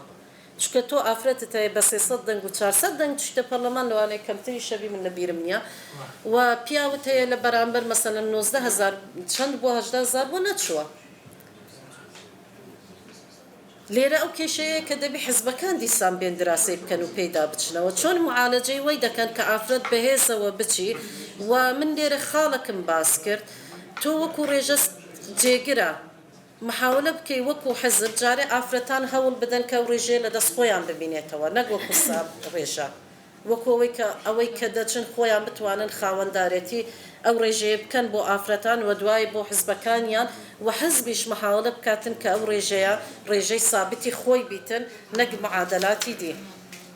مەسەلەی پێوەڕەکان بەڕاستی من بە قەناعەتی من تاکو ئێستا کەشک ئەگەر بێت تەماشای پێوەڕەکان بکەی لە بۆ دانانی پەرلەمانتار پێوەری باش دانراینە بەڵام لە چێ گەمە بەو پێوەرانە دەکرێت سەرەن تۆ مەسەلێکێک لە پێوەڕەکان ئەوەیە کە ئەوە منداڵە شەهید بی ئەمە هەمانە ینی خاوەن شەهیدە لە خێزانی ینی باوکی برای نازام چی شەهیدە تۆ مقارنە بکە هەیە کادری حزبیان کەسێکی بەتوانا بووە لە بەرامبەر یەکە کە منداڵی شەهیدە بەڵام ئەو تەجروبە سیاسی نەبووە ئەوی دی دەرچووە یعنی لە شوێنێک دەکرێت بەنەوع گەمە بەو پێوەرانە بکرێتن دیسان